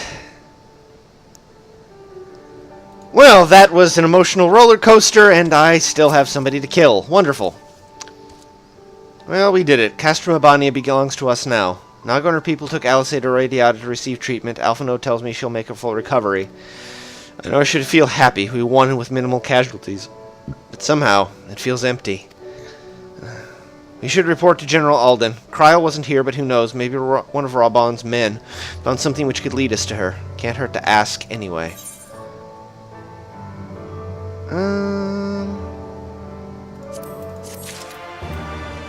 Okay, Mount Speed and Peaks has increased. Alright, so what we're going to do is we're probably going to call it here. It is getting late. My throat is giving out. I am no longer hosted by somebody in Chile. So we're slowly dwindling down to those who actually care to watch me. Thank you for anybody who stays. I appreciate you. Alright, so tomorrow we will be back on a regular schedule. We will be doing probably more Final Fantasy XIV. I want to get up to level 70. I want to finish the story so we can move on to other games and I can do the grind in my spare time. I want to get this done. I want to get to 70 and get the main story done before I hit Destiny 2 here in about a month. So, because that's going to suck up some of my time, and I might end up streaming that as well. You never know. Okay. So, thank you all for joining us.